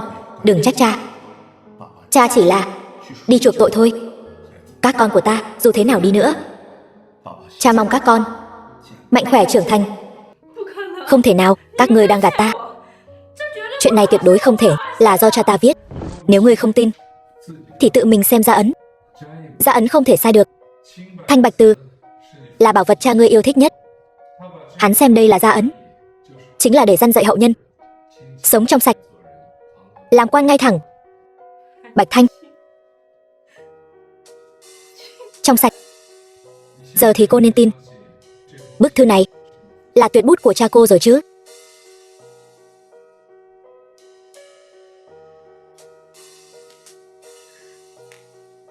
Năm đó, tôi và ca ca ở cô nhi viện cứ ngỡ sẽ gặp được một gia đình tốt.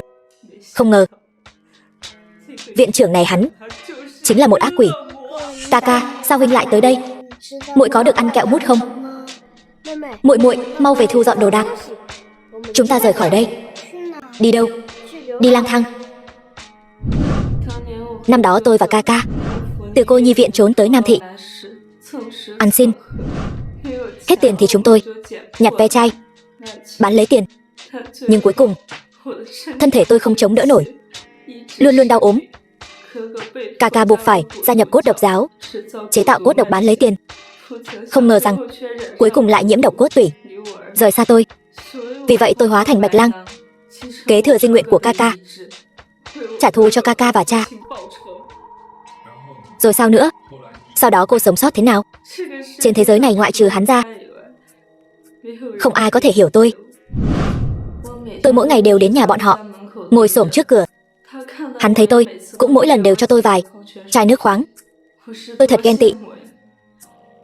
Tôi cũng từng là hòn ngọc quý trên tay của gia đình, nhưng tại sao lại trở thành bộ dạng này? Rồi sao nữa? Sau đó cô sống sót thế nào? Tiểu Lục trong bụi hoa đặt cho tôi một túi chai nhựa. Tôi nghĩ chắc là tôi không xứng với họ.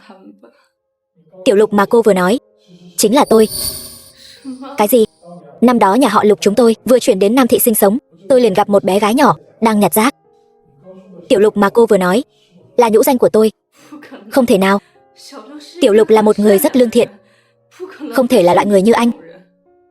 Sau khi tôi chuyển đi, luôn nghĩ cô sẽ ra sao, liệu có ai nhặt về nuôi không? Đợi tôi lớn lên, tôi bắt đầu tìm tung tích của cô, nhưng vẫn không có tin tức. Tôi nghĩ cô chắc đã rời khỏi Nam Thị, nên cũng không tìm nữa. Không thể nào. Các người nhất định đã thông đồng lừa tôi. Anh làm sao chứng minh anh là Tiểu Lục? Sau khi ta dọn đi, đã để lại cho ngươi một túi chai nhựa. Có một chai, ta đã đựng đầy những ngôi sao giấy cùng với một tấm thiệp. Trên đó có viết: nếu cuộc sống không được như ý, hãy gấp sao giấy. Khi nào đầy một chai, ngươi có thể ước một điều ước. Chai này ta đã gấp đầy rồi. Việc ước nguyện giao lại cho ngươi. Tiểu Lục, ngươi thật sự là như ta đã nghĩ. Ngay cả ngươi cũng ghét bỏ ta dơ bẩn sao? Lũ người các ngươi, những kẻ tự cho mình là người tốt, tưởng rằng có chút tiền, có chút quyền lực là có thể làm càn làm bậy, thao túng sinh tử của người khác. Thế nào? Giờ bị ta thao túng sinh tử, cảm giác không dễ chịu lắm phải không? Bạch Thanh, hãy ra đầu thú đi. Bạch Thanh, con vẫn luôn có gia đình, chỉ là con đã quên mất nhà mình ở đâu thôi. Năm đó là thúc thúc có lỗi với con, không cứu được cha con. Thúc thúc xin lỗi con. Bạch Thanh, ta thay mặt phụ thân xin lỗi ngươi. Lục gia chúng ta hoan nghênh ngươi lại làm khách. Người đâu? Đưa xuống đi. Mời tiểu thư.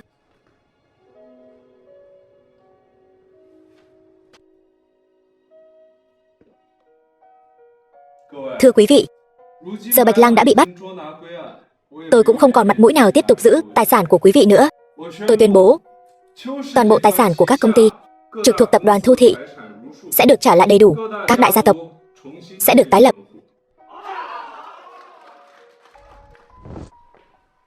Khả Tâm, Khả Tâm, sao vậy? Ta biết nàng không muốn gả cho ta. Những chuyện trước đây ta đã ép nàng làm, mong nàng thứ lỗi. Rồi sao nữa? Nếu nàng muốn ly hôn thì cứ ly hôn đi. Dù sao giữa chúng ta cũng chẳng có tình cảm gì. Không có tình cảm. Nếu không có tình cảm, tại sao khi người khác sỉ nhục ta, chàng lại bảo vệ ta? Tại sao lại cứu ta? Ta là không chịu được chuyện bất bình.